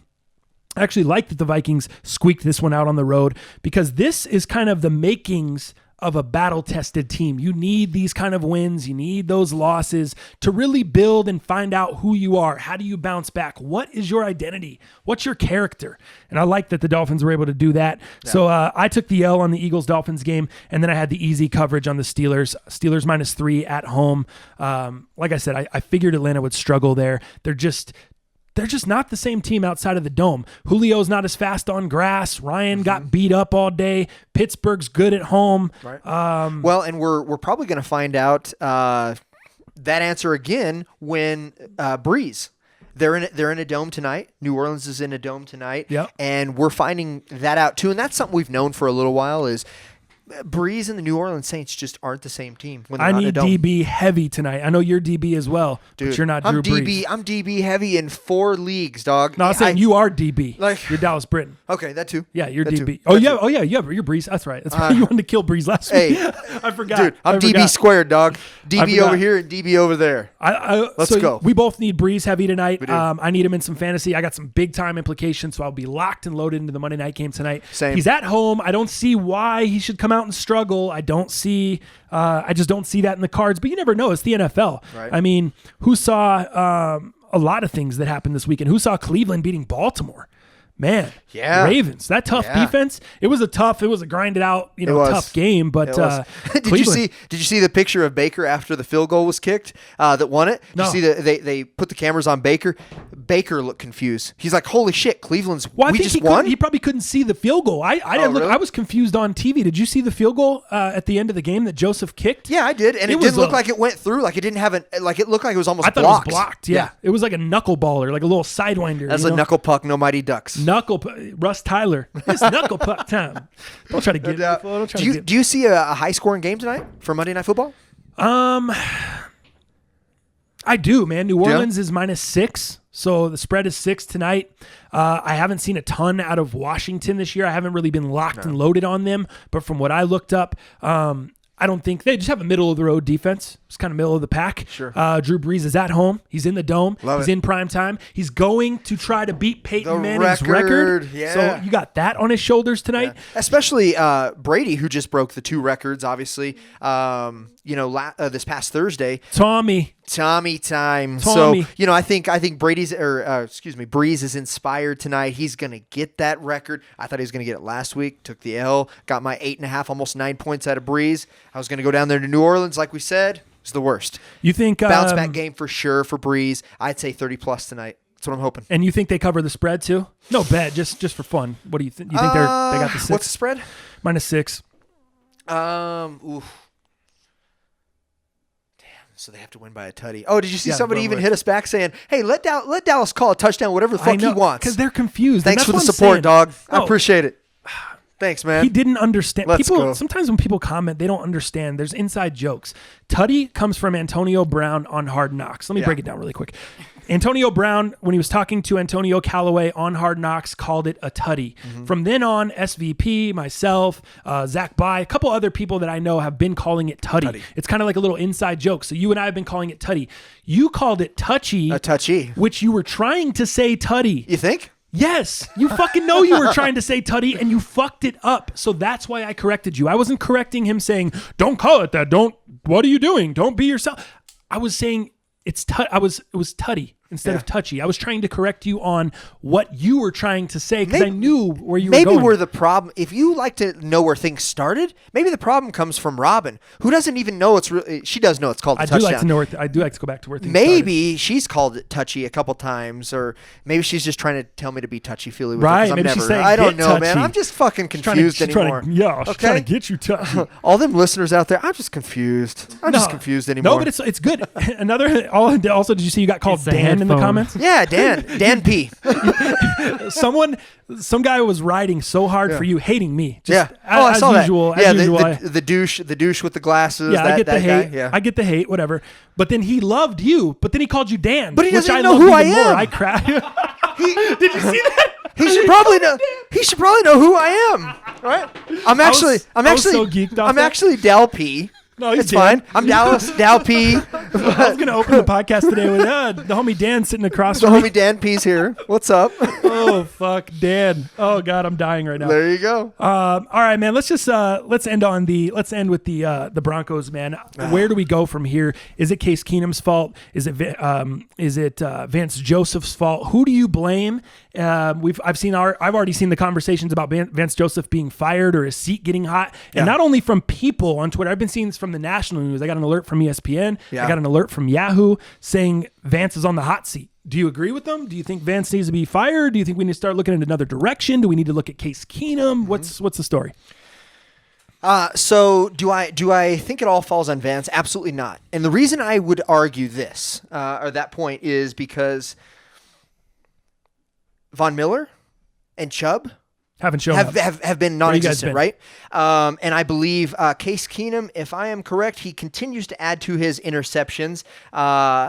League lead by throwing another one against the Jets. So he threw for 377 yards and threw his first touchdown since week 1 on the opening drive.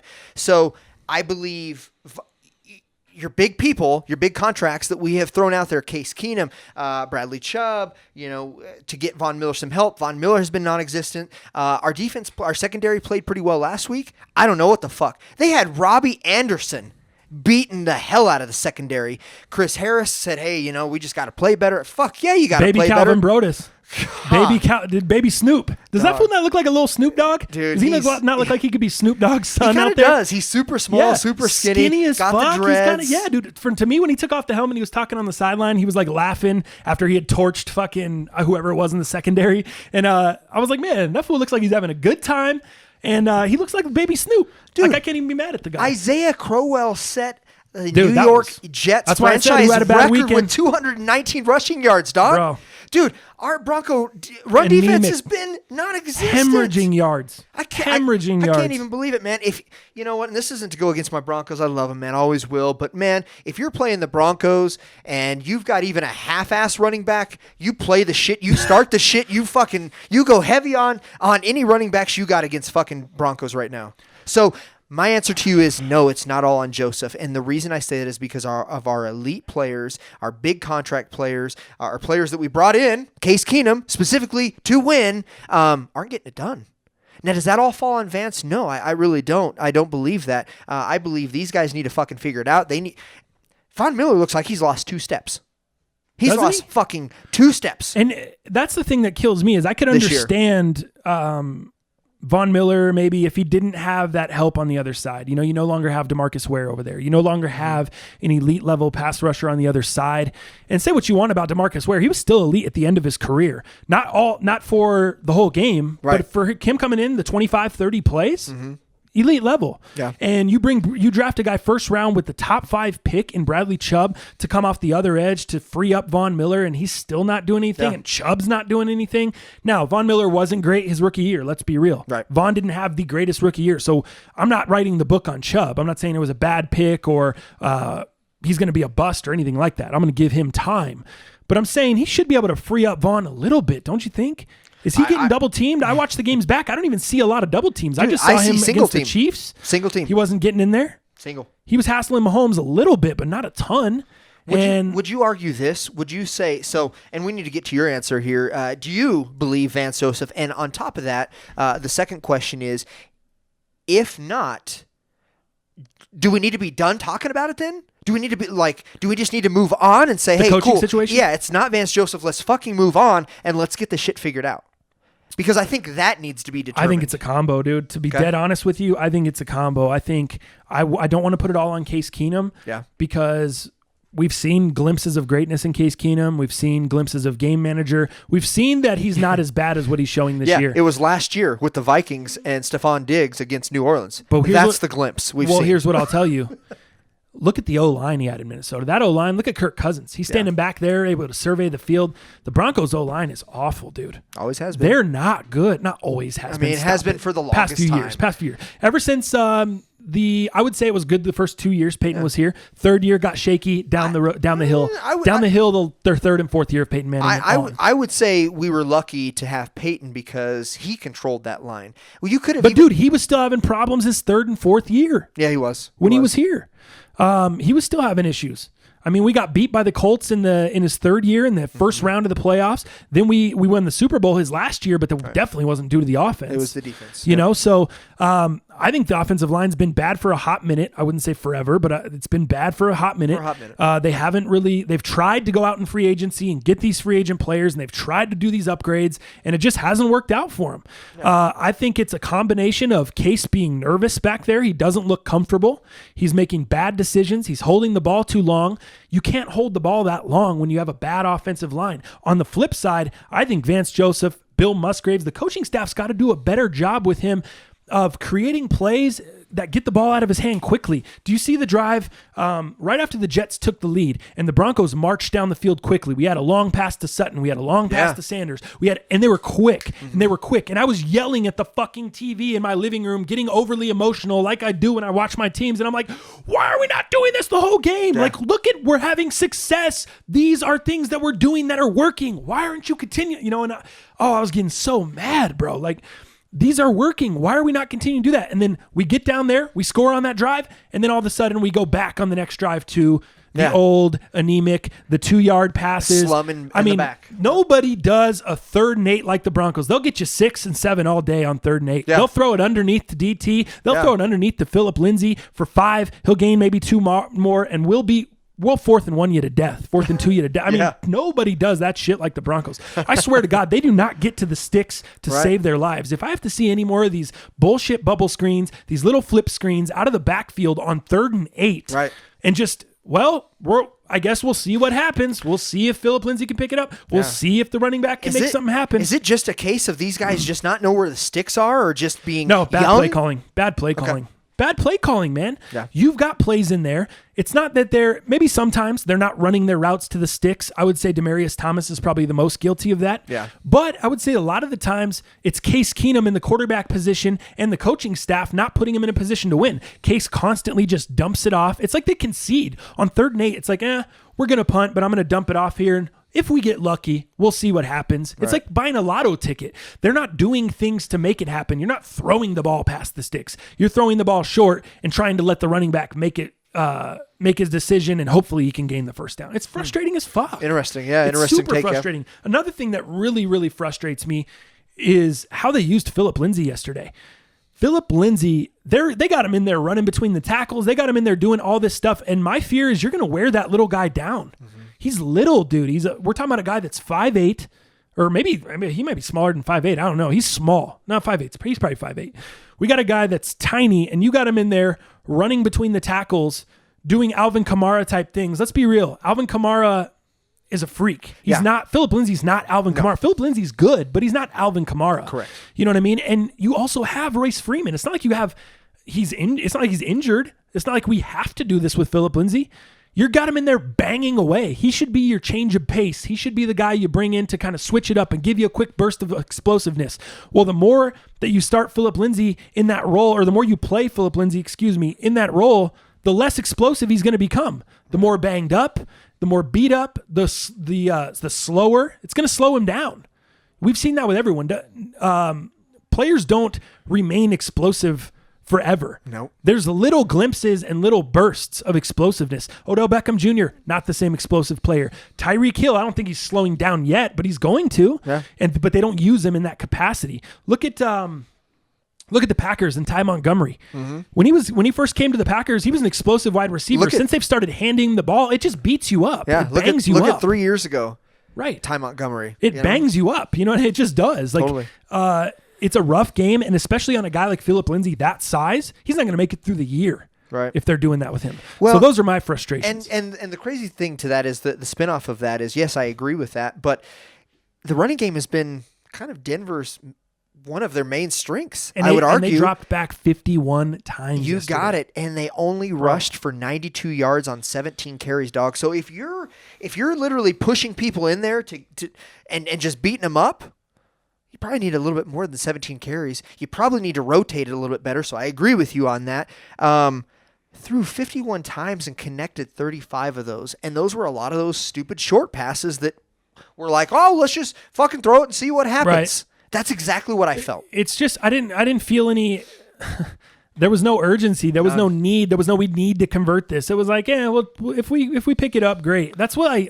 Dog, maybe it looks so like that easy in the building, but it appears It looked that way. so easy for the Jets yesterday, on all sides. Yeah, I was amazed. I wasn't amazed. How are we? Giving, I wasn't amazed. How are we giving Sam Darnold, somebody who's been fucking shut down aside from what was it, week 1? Or week 2, I can't remember. He has been shut Week down, 1. non-existent since then. Even in week 1, he didn't do great. It was the defense. Yeah. Stafford threw 4 or 5 picks or whatever it was. It You know what I mean? all wasn't. defense. Yeah, I think he only put up 14 fantasy points. I know that because I looked it up yesterday to see what he did in week 1. I was like, man, I thought he had a good game against Detroit. He had kind of a mediocre game. It wasn't great. It just wasn't. He didn't turn the ball over a ton. He scored 14 points. It was just middle of the road. Yesterday, he had a good game. We made him look so good that yesterday I was like, maybe I should drop Bowles. Not Bowles. Maybe I should drop what's his name now? I don't even remember what I was thinking yesterday, but I was Cool story, Dallas. Yeah. Oh, you know what? It was Blake Bortles. Bortles. I was thinking, you know what, man? Maybe I should fucking just because I've got Bortles as a backup in one of my leagues. I was like, you know what? Maybe I should just get rid of him and pick up Sam fucking Darnold. Speaking of a guy that had a bad week, Blake Bortles, Jesus, man. throwing it off his lineman's helmet. That was bad, dude. That was the worst. That was a bad performance by him. And I know he was a hot pickup in DraftKings, and I was this close to rostering him yesterday in DraftKings because he was so cheap. He was like 5,500 or 5,800. You playing a terrible Chiefs secondary, or what appeared to be a terrible Chiefs secondary. Everyone says the Chiefs defense is awful. He looked like he was in a bright spot, and I pulled him last minute and went with Carson Wentz, who didn't have a great day either. Mediocre, 15 points, but he did better than Bortles. I think Bortles finished with 4 points, 5 points. Bad, dude. Yeah, very bad. So anyway, finishing up, kind of wrapping up the Broncos, the podcast. Obviously, we talk about this overly emotional. We've already admitted that when it comes to the Broncos. We're too close to the situation. We both love the team. We're too far invested. It's hard to look at it logically.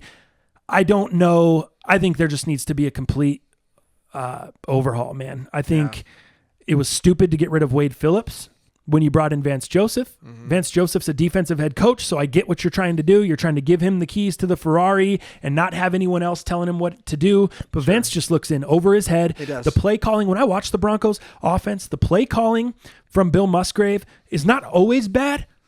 Like the play he dialed up to DT down the sideline where Case just missed him in the Chiefs game. That was for a fucking touchdown. That was a game winner right there. Yeah. Case missed him. Great play call. But sometimes you see him, like I told you, on the third downs, it's frustrating. But I also see the lack of creativity. I see what the Chiefs are doing. Yeah. I see what the Bills are doing. I see even some of these teams that are Sean losing. McVay. You see glimmers of hope, and you see bright spots. I don't see any fucking bright spots in the play calling, what they're doing. There's no creativity. There's no fun. Right. There's no Odell Beckham throwing a touchdown pass to Saquon Barkley yesterday. There's no razzle dazzle in the Broncos offense. There's nothing that gets you excited. Right. It's boring as fuck. They're I one of agree. the most boring teams to watch, and they're my squad. It's just boring, bro. So I'll kind of leave it on that note. Like I said, I think that was the easiest money on the board last week. Broncos coming off of a tough divisional game Monday night. They put everything they had into that game. That was their Super Bowl. I mean, they put everything they had into it to be up at halftime, to be up by, I think, as much as 10 or 14 in that game, 10, and lose that game on Monday. And then you have to travel all the way to the East Coast. And then when you start that game on the East Coast at 11 a.m., you know, it's 1 o'clock, sorry, East Coast time. Your body clock is at 11 a.m. I get it, man. Yeah. I totally get Well, it. and I I'll knew it tell was going to you- be a letdown spot. I'm not making any excuses, just like with the Rockies and their traveling. I'm not making excuses. I just saw it coming from a mile away because I know my team. Well, in that divisional game, I think you're right. That was or might be their Super Bowl this year. That is definitely JJ, have we lost all cameras? Oh, we're officially down. Nice. So let's wrap this up. that here. is going to be their best played game of the season. I think, bar none, from both sides of the ball, guaranteed. Yeah, man. I think, let's go ahead and just finish the podcast on that note. Again, thanks to everybody that participated in the DraftKings League. If you have not, click the link in the YouTube description, sign up, build yourself a roster. It's very simple. I mean, all you're doing is picking players, staying under the salary cap. You can only fit certain players. You can't obviously choose the best of the best because you'll be over on money. So you'll figure it out. It's not hard. It's a lot of fun. So I encourage everyone to jump in on that. I forgot to tell you. I'm filling you in right now on the podcast. I'm not going to Tampa anymore. Really? I found out, I'm not going to Tampa. JJ is still going to Tampa, however, so I'll have to try to edit together these podcasts with a video. It's going to push me a little bit on time. Okay. Thursdays, I should be able to edit. Maybe next week, early in the week, I might have to just throw the audio up on YouTube. I'm not sure. Okay. We'll kind of play it by ear, but I'm not going to Tampa, so we won't miss any podcasts. We'll Nice. still be on the normal schedule. I'll be back on Thursday to do the podcast with you guys, with you, homie. And that's kind of where we'll wrap up, and we Nice. will end. Anything more you want to close on? No, I think, hell of a weekend. I encourage man. you guys. I want to close on. I encourage you guys to comment, man. Interact with us. Comment, good or bad. I don't care. Like if you guys want to fucking talk a bunch of shit to me, talk shit. I don't care. It's funny, man. I like jokes. I like to laugh. I like to have a good time. I know I'm here to have a good time. That's what's most important to me. I can take whatever, man. And then if you are commenting, obviously we're probably going to bring you up if it's worth bringing up. So, Right. If it's give us funny, something if it's relevant. If jokes, it's funny, whatever. if it's cool, hit us yeah. up. I just I like having a good time, so I appreciate you guys interacting with the podcast. And I only think all of us together make the show better, man. Collectively, we all make the show better. So whether we're cracking jokes on each other, whether we're roasting each other a little bit, whether we're complimenting each other, it doesn't matter to me, man. I have a good time regardless. I could take all the smoke, whatever fools want to throw, whatever conversation pieces you guys want to throw in. If there's any topics you want us to hit on specifically, whether you like the podcast, you hate the podcast, as long as you're listening, baby, that's how we're doing it. And I appreciate you guys commenting. And as always, thank you guys for tuning in, and we'll see you fools on Friday.